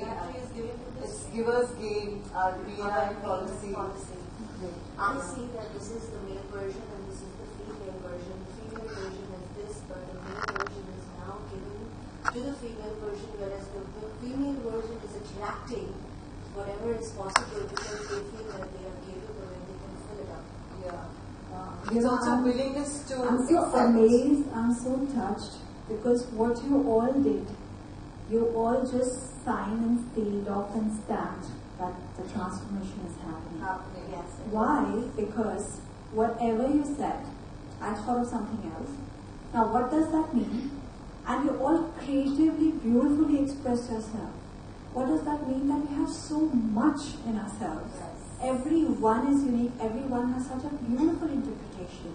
That, starting from there, somebody who's just a young blood and budding in college, to look at, everyone. It's to the lady, she just beautifully described it to you. So, how I looked at it more that, okay, how do we look at, if I'm given a situation, I sometimes choose this or sometimes choose this. So, I looked at it almost like that concept of, is that glass half empty or half full? So I choose to look at it like half full, but at the same time, this tree, according to me, is a giver and is able to give to the other, and the other, so both are very positive. So because that one is gaining and getting to be richer. So it's a balance, it's a total balance, and that will come through. It's also that the second tree, if it was not receptive, the leaves would just drop off. Absolutely. The second tree had to be receptive enough to take in, to receive. Right. So we are all in a receptive mode right now. Yes. So I'm just coming more towards the end of the slide. Now my slides will go very lighter. I'm just summarizing that, how I look at transformation was that being more aware and mindful. So let's work towards being more aware of the beliefs that allow sexism to perpetuate, albeit sometimes unconsciously. So we need to check on ourselves. Be more mindful to prevent ourselves walking into stereotypes. There's so many stereotypes. So let's break stereotypes. Yet be comfortable with what we are. It's not about forcing ourselves, but be open. Let it come. Break free from pre-programming that each of us are wired with as humans. That happens all the time. It's a very natural reaction that we get into. Create new levels of inclusion and equality at workplaces. What we also see that, at workplaces we have other women. We need to lift them. Who else will? Right. So that's something that, we all need to do together. know your value.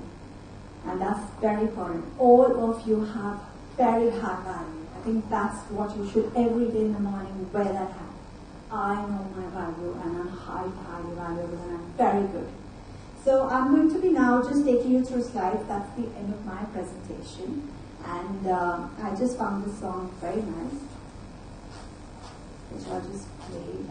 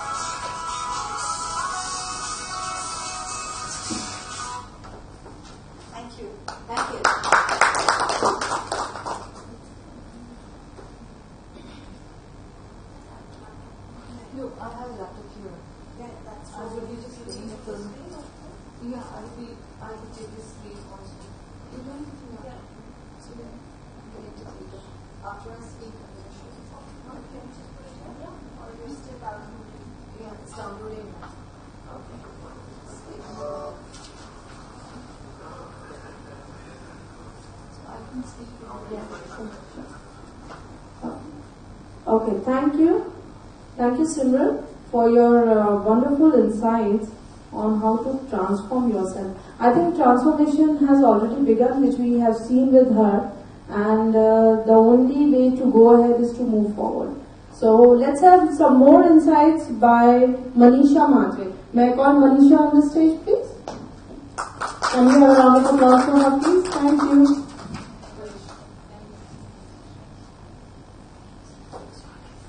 Thank you so much. Thank you so much, Simrat, for all the insights. We've had some wonderful learning. And let's take pride and let's take joy to be what God has created us to be, women. Yeah? He has highly favored us. Each one of you in this room, I'm so proud of. That today you've moved out of your comfort zones. You are out here, believing in yourself. Right? Taking that step towards transformation. So today we're going to be speaking on a wonderful topic that we have, transformation of women by 2030. Yes, we have, Suman has really kept us enlightened that the transformation has already started. So let's say cheers to it. I'm going to add a few more things to the beautiful women that we are.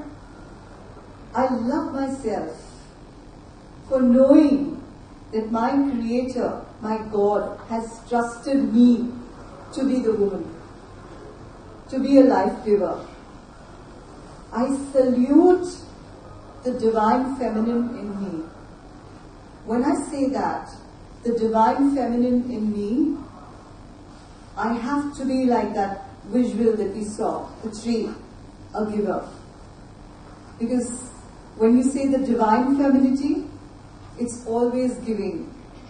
I take deep pleasure in giving to the society through all the gifts that I have, with all the experience that I have.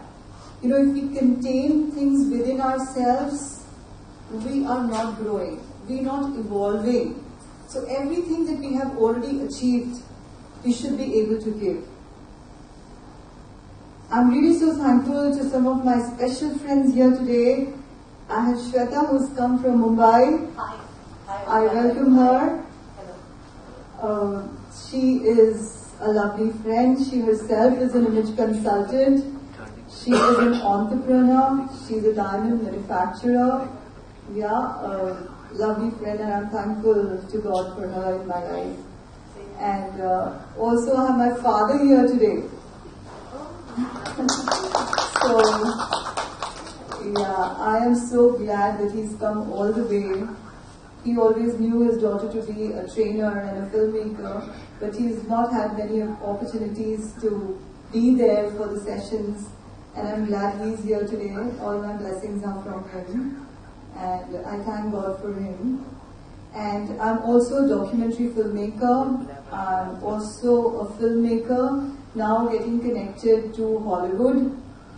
And I'm really glad that my director is also here today from Hollywood. He's just gone out to take a call.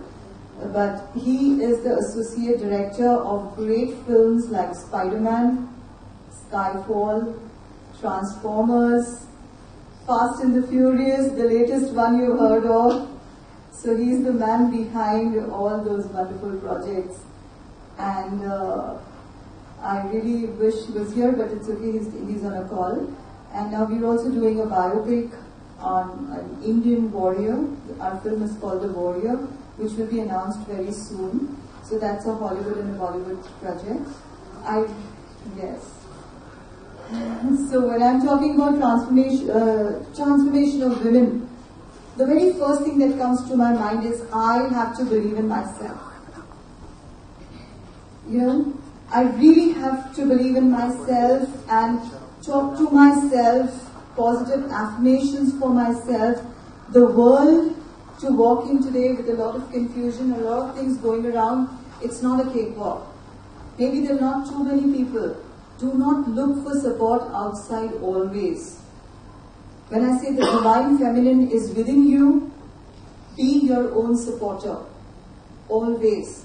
Position yourself rightly, like she said. It's very important how women position ourselves. When it comes to the willingness to change, followed by the position that we keep for ourselves, whether in our families, outside, at the workplace, but everything we do, we need to do it with a lot of grace and with a lot of dignity. That's what women are for. We have to be ladylike wherever we go, whatever roles we take, because we have been set apart. We have been unique from the time we are here on earth. But we do it gracefully and we do it with a lot of dignity. That is what we are remembered for. She also spoke about you. I liked when she said you. Yes, I totally believe. It's me. I take courage to be here today. It is not always very easy. So when we say you, a lot of things happen and we sometimes, take in a lot of negativities from people. But I really want to tell you one thing, and some of you, if you can do it with me, it's very important, because that you, it's me. It starts with my mind. So it's not what people tell me to be. I know I love myself. I know I'm beautiful. If I love myself, I'm able to love others. It's like a pot. If I'm filled with the pot, I really have something to give. Again, coming to our picture. The tree was able to give because the tree was full of those leaves. Today, I am a pot. I'm full of love. I'm full of care. So I love people. I love people. If I am somewhere empty, I do not have it to give. What do I give if I'm empty myself? And that filling process happens with our environment. So even if people do not fill you with positive things, we need to constantly fill ourselves with positive affirmations. I will not look out, I will not step out of my house and, attention all of us need because we are created humans. But how much is too much, I should know. I should not be an attention seeker. I cannot go overboard. Let my work speak and people follow me. I may not want to go and demand that attention. Always ladylike. Past 2 days I've been speaking on the forum here as a speaker, and I've just been repeatedly saying this, that do not misunderstand women. Do not take them lightly. Women are just not the curvy version of men in high heels. They definitely are not. If they are here today for the forum, they know what they have come here for. They know that they believe in themselves and the change is here. Of course, our topic is taking us to a complete transformation by 2:30. But if it does not happen here, if it does not happen now, 2030 is a long way to go. It has to begin now. And for us, the word is now. So it's about how do people see us. People will only see us the way we want people to see us. It happens here on our mind. What am I today? Thank you so much that you could get me onto the you. It's very important that what do you think yourself to be? There's a little, exercise which I'll tell you how we perceive and how the world sees us. So, I completely believe we are the product of our own mind. So today I am what I think I am. When I think I am beautiful, when I think I am lovely, when I'm so happy here in my mind, I'm so confident here in my mind, I feel the same. From here comes to my heart, right? And what's in my heart goes out. And what goes out through me, I receive it back.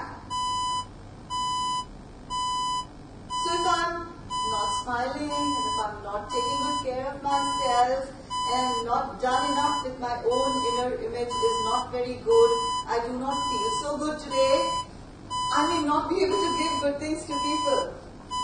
And can I blame people then to not give good to me?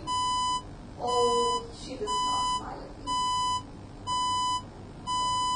She does not smile at me because it is not coming from me. She says I do not look good. There are no ugly women, but there are some lazy ones. God cannot create a bad product. We are all creation of God. He's created us all beautiful. It's just that we're not taking good care of ourselves. We need to do that. Also, it's about branding our own self. When we've already started the transformation, it's very important that first, if I'm able to sell myself,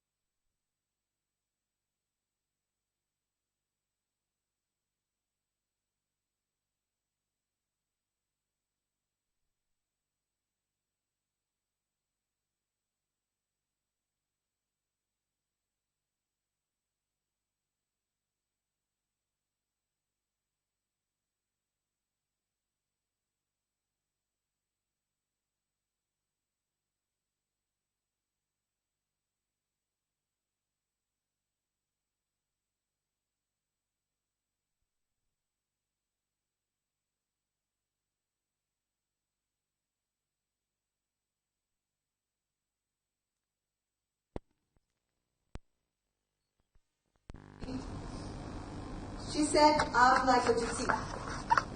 She has, and still has, I will, if you want to know, I can introduce, she has a bag with her. You know, she has a bag with her, and she said that I'm into jewelry, business, and she carries everything in the bag with her. She has like no office. She travels across the world. She travels different places with a bag. So here, I had an opportunity to also tell her that when you are into selling your jewelry, people will see you first. Oh, a lovely woman. She's so gorgeous. She's so amazing. The way she's dressed, I'm sure she is very serious about what she does. And then they will come up to you, and your bag is a secondary product. Yeah? You are a brand. Yeah? So it's gaining attention towards you first. And I said, if you give an opportunity to people, if you show seriousness in your looks for what you are as in a person, then the person will ask you to open your bag and show what you have in your bag. Yeah? So that was about branding women. It's very important. We are in a constant changing world. Fast changing world. I cannot say I learned a trade, I learned something for myself 5 years back, but now, again, things have changed. A doctor cannot say I learned medicine 20 years, but now things are different. Everything has changed. So we are in a constantly evolving world. We have to constantly upgrade ourselves. And we are a product of a global market now. This forum has 110 countries participating already. So if I have positioned myself here, if I have placed myself here, I have to take it seriously. It starts with my grooming, it starts with my dressing, it starts with my communication. I must know how much is too much. I cannot go overboard. I need to be controlled. I need to be in a controlled atmosphere and dream. And there I will be. I'll tell you a little thing, something about what we do. I'm really inspired in this forum by a lot of women who come from different countries. They have such wonderful things to tell us, and their lives are a real testimony. Their lives, I've made so many friends here. I was in the forum last year. I'm a woman with many feathers in my hat. But it's not that I do not take my role seriously. Of course, I do it with all passion. I am a trainer, a consultant, a filmmaker. Last year I came to the forum. I made some great friends here from Israel. You know, one of my friends, she's from the Ministry of Israel. Yesterday I had a presentation here with her where they invited me to be with their office, taking groups of business people, for education, for fun trips to Israel. We know Israel is in the heart of the world. We know people are going to Israel for a lot of things. Technology, they are the best. Security, they are the best. In every way possible, it's a tiny country. If you see it on the map, you may not find it. But still, with every trouble today, whether it happens in USA, it happens everywhere, those are the people to be thought of first. Yeah, the Israeli security. So it's that vast. That little place has so much to give. The tiny country, has so much to give in terms of technology. Our Prime Minister wants to go to Israel and get a lot of technology from there now.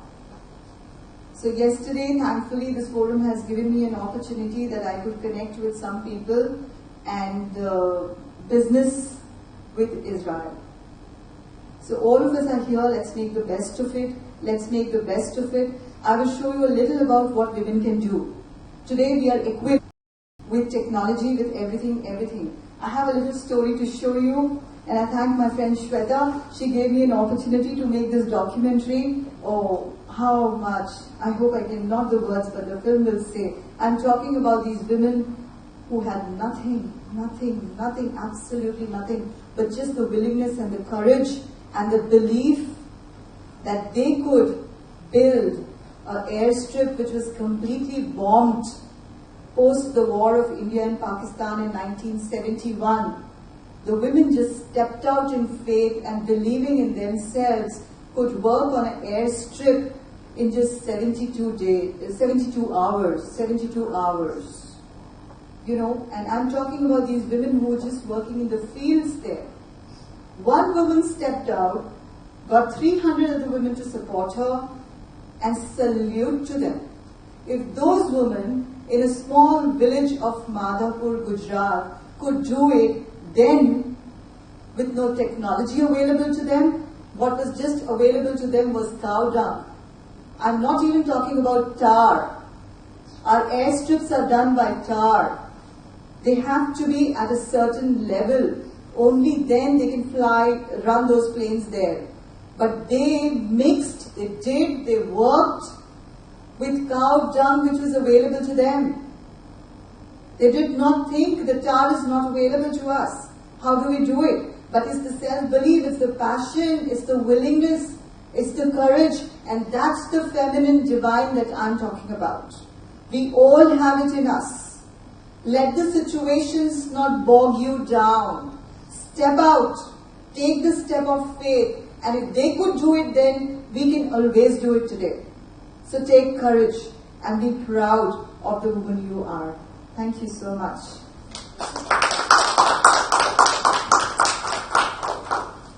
Just play the film for 5 minutes. It's a documentary on the same thing that I told you about the women.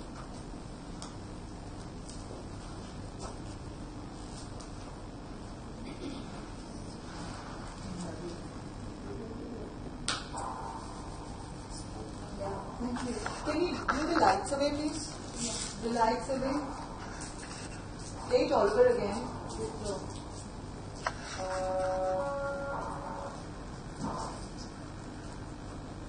Wait, let the lights be on.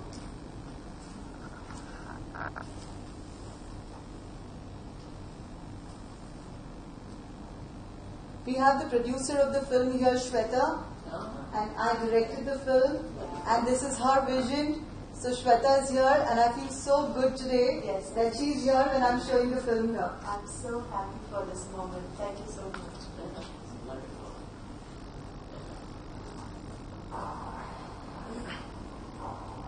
Volume.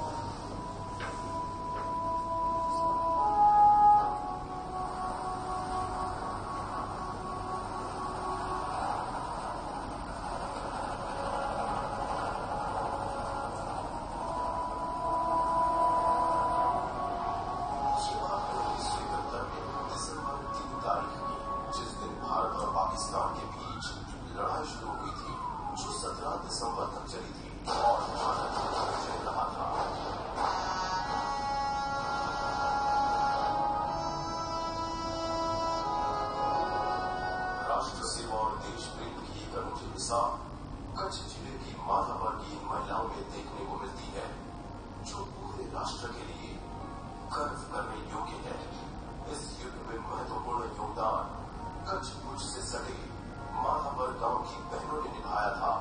लड़ाई के दौरान पाकिस्तान की ओर से कच्छ भुज पर 92 बम डाले गए, जिसमें से 66 बम भुज एयरपोर्ट पर डाले गए थे, जिस वजह से एयरपोर्ट का रनवे पूरी तरह से क्षतिग्रस्त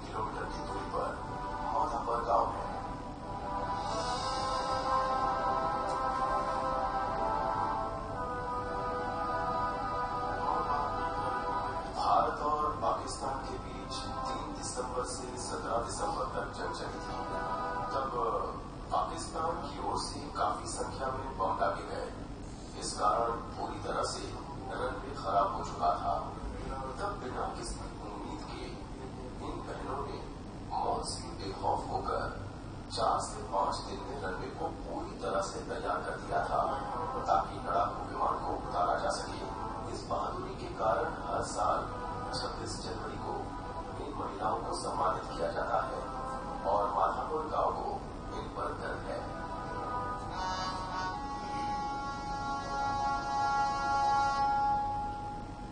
इस रनवे को ठीक करने के लिए इंजीनियर और कॉन्ट्रैक्टर को बुलाया गया, पर उन्होंने कहा कि इस काम में करीबन 5 महीने का समय लग सकता है और वो भी जंग रोकने के बाद संभव है। तब गांव की महिला सुंदरबेन माधापुरिया ने गांव के सामने बात रखी और तब बड़ी संख्या में महिलाएं राष्ट्र सेवा के लिए तैयार हो गई। इस काम के दौरान सभी महिलाओं ने हरे रंग की साड़ी पहनी थी ताकि दुश्मनों की नजर में न आए। काम करने के समय महिला एक दूसरे से बात भी नहीं करती थी। तब मेरी उम्र 24 साल की थी। पहले ही दिन भोजन और पानी की कोई व्यवस्था नहीं थी और बाद में जो पानी हमें पीने के लिए मिलता था वो भी गर्म होता था। पाकिस्तान ने हवाई पट्टी यानी कि रनवे पर एक ही रात में 18 बम डालकर रनवे को पूरी तरह से खराब कर दिया था। रनवे की मरम्मत के लिए युद्ध के दौरान कोई भी काम करने को तैयार नहीं था। तब महिलाओं ने इस काम को पूरा करने की जिम्मेदारी ली।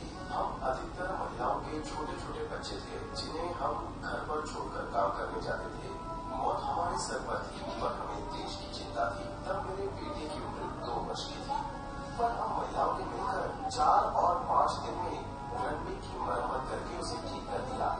4-5 दिन में उन्होंने खूब मेहनत करके इस पट्टी की संपूर्ण तरीके से कर ली। काम पूरा होने के बाद जब एयरफोर्स के अधिकारियों ने कहा इस काम के लिए हम आपको वेतन देना चाहते हैं तो सबने इनकार कर दिया। उन्होंने कहा कि देश के लिए हमने ये हमारी फर्ज बनाई है, इसके लिए पैसा कुछ नहीं लेंगे। जब भी दुश्मन के हवाई जहाज आते थे हमें सायरन से पता चल जाता था, तब हम छिप जाते थे। दुश्मन द्वारा डाले गए बम से जो गड्ढे बने थे, मिट्टी डालने के दौरान धूल के साथ धुआं उठता था जिससे हमारी आंखों में जलन होती थी। इस काम को पूरा करने के बाद सरकार से हमें इनाम के रूप में 50,000 रुपए मिले, जिसे हम पहले दिन अपने पास न रखकर पंचायत को दे दिए। उन पैसों से पंचायत द्वारा वीरांगना भवन का निर्माण करवाया।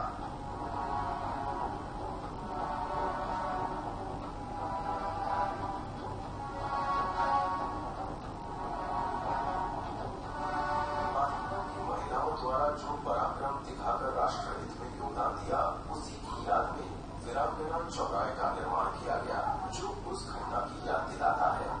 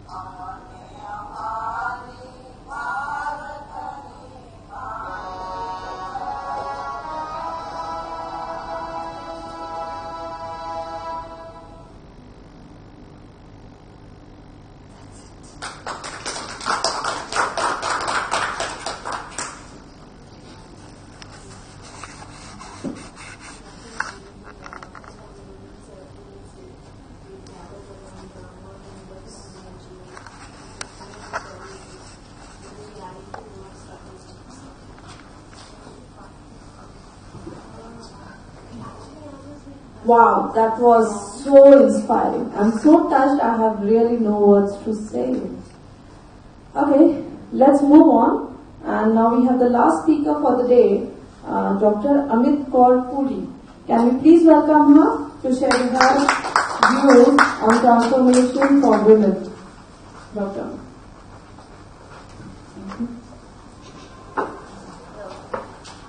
I am here to discuss few things about the women transformation by the year 2030, and the transformation should start from now, as said by the previous speaker. So I will start with one of the poems which has touched my heart, and that is, too many women in too many countries speak the same language of silence. My grandmom was always silent, and only her husband had the cosmic right to speak and be heard. They say it is different now, but sometimes I wonder, when a woman gives her love, as most women do generously, it is accepted. When a woman shares her thoughts, as some women do graciously, it is allowed. When women fights for power, as all women would like to, quietly or loudly, it is questioned. And yet, there must be a freedom if we are to speak, and yes, there must be a power if we are to be heard. And when we have both freedom and power, let us not be misunderstood. I seek only to give words to those who cannot speak. So,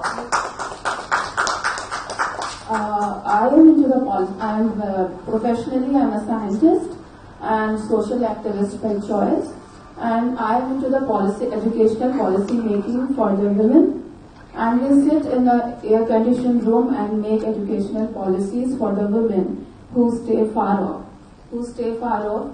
And then I thought, why these policies?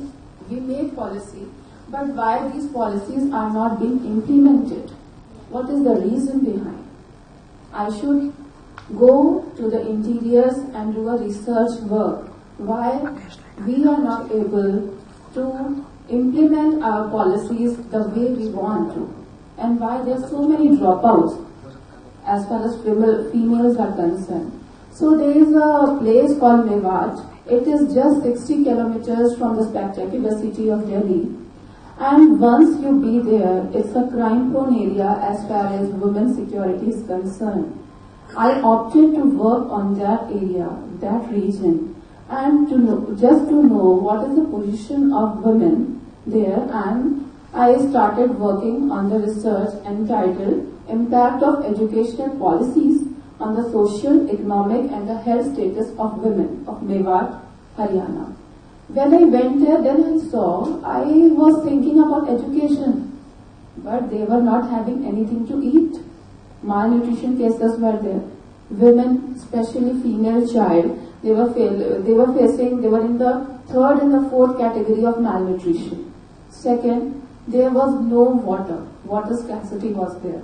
Females had to walk so far to fetch just a bucket of water. Third, there was no electricity. And their culture and traditions like that. They don't think women should go out and work. She should get educated. And each man is marrying 2 to 3 ladies. Each man is having 2 to 3 wives. They are staying together, and each wife is having 8 to 12 children. Yeah, it's pathetic. And the use of contraceptive is taboo for them. This was like, I was thinking, what I was thinking about making educational policies for them. How can they go to the schools? These women, how can they go to schools if they are having such a problem? They were having health issues. Lot of sexually transmitted diseases were there among the women, and they were too shy to speak about it. I went there and I received a threatened calls from the Mayor tribe people. Ma'am, you don't come here, otherwise we'll do something, because their way of punishing is either to rape a lady or to kill a man. But I thought I should go, and if the problem is there, I have to document it. I have made a report and submitted to the Government of India, and simultaneously I have made a documentary film. I am not a producer, I am not a director, I don't know how to make the film, but yet I just want to make it, to showcase it on the national and as well as the international grounds, so that people should know what is all around. We are talking about transformation. We should first transform these type of women. We should help them out. We should take them out from the hell. This is what. Let's start. I will just showcasing my documentary film. and then you will have some small interaction. Yeah. I have been there for the last 5 years. I'm researching on that, and now have come up with these reports. What place is that? What place is that? Mewat. Is where? Haryana. Just 60 kilometers from Delhi. Oh. Can we switch off the lights, please? Yes.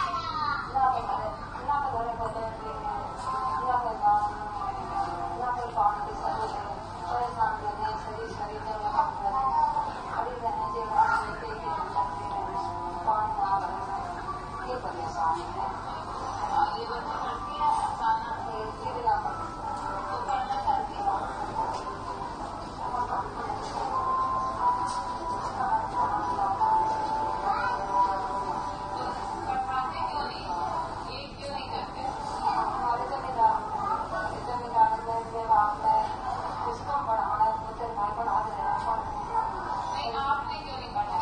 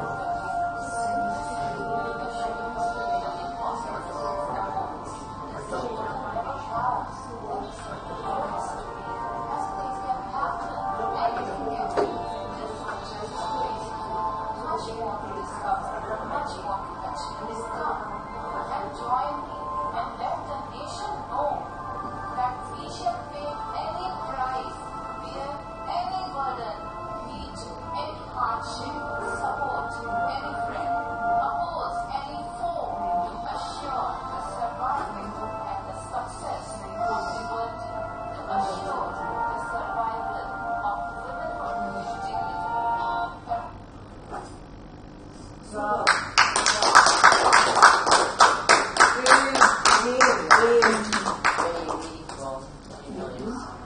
just want to convey one message here, and that is, it is mentioned in our scriptures, in Guru Granth Sahib, it's an Indian scripture, कि सो क्यों मंदा आखे जित जने राजान. That means women who give birth to saints, women who give birth to kings, and the women who give birth to warriors should be highly respected and never get insulted. This is my motto in life, and this I'm thinking for the coming year 2030 to transform the lives of these girls where I have been for, I'm going from the last 5 years by giving them proper education and by transforming them socially. Like if we are giving education to them, they will transform themselves, the way of thinking will transform, and they will transform politically, socially and economically. This is my motto. As we say, it's rightly said, adversity causes someone to break and others to break the records. And I want these girls to break the records by the year 2030. Thank you. Really nice. Sorry, very nice. Thank you. Yeah. Thank you all the speakers today for this very informative, interesting session and those wonderful clips which you have shown to us. Definitely the transformation, as these ladies have spoken, is already begun. But actually I think the real transformation is when we really transform these people. You know, I'm really moved by those clips, okay. So I think if we can transform them, everything else falls in place. Okay, thank you so much for attending this session. Now let's break for lunch. Thank you so much. Could we have a quick photo shoot, please? Where request from everybody to be on the stage.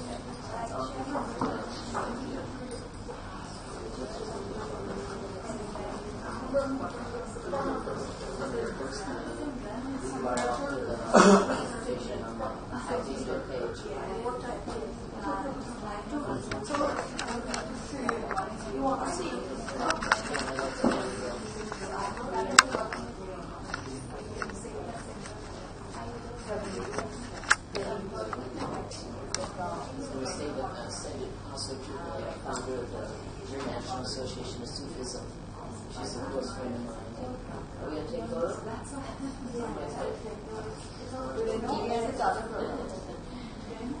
Photo. Photo, please. Photo. Can we have it was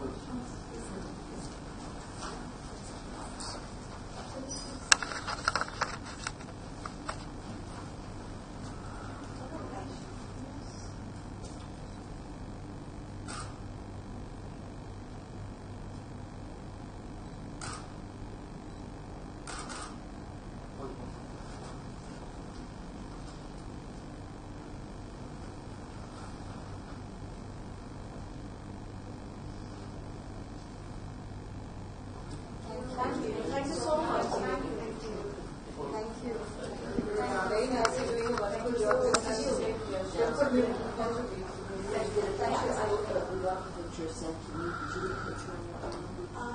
Someone can send me a picture. I'll get one and send.